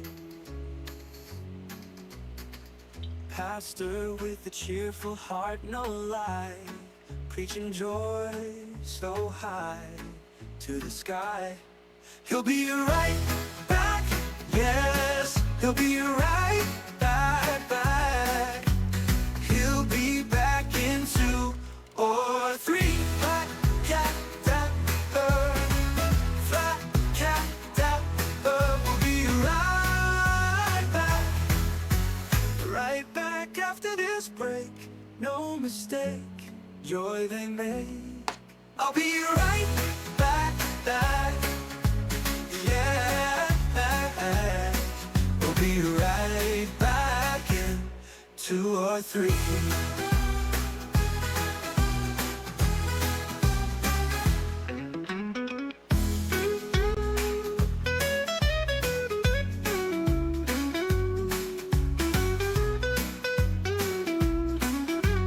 Right back after this break. No mistake, joy they. Flat Cat Pastor rocks his tweet, streaming life by the roots. Okay, I don't know if Fish pond calm and glassy ads went, clear. didn't go. View it Let's go all. back to here. Let me zoom out. Bum, bum, bum. Oh, now it's telling me ad break is happening.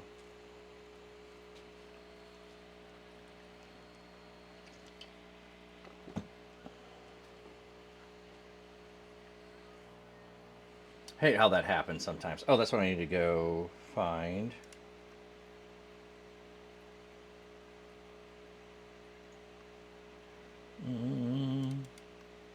Now imagine that breakfast sandwich for just $3 when you buy any size coffee. That's super weird.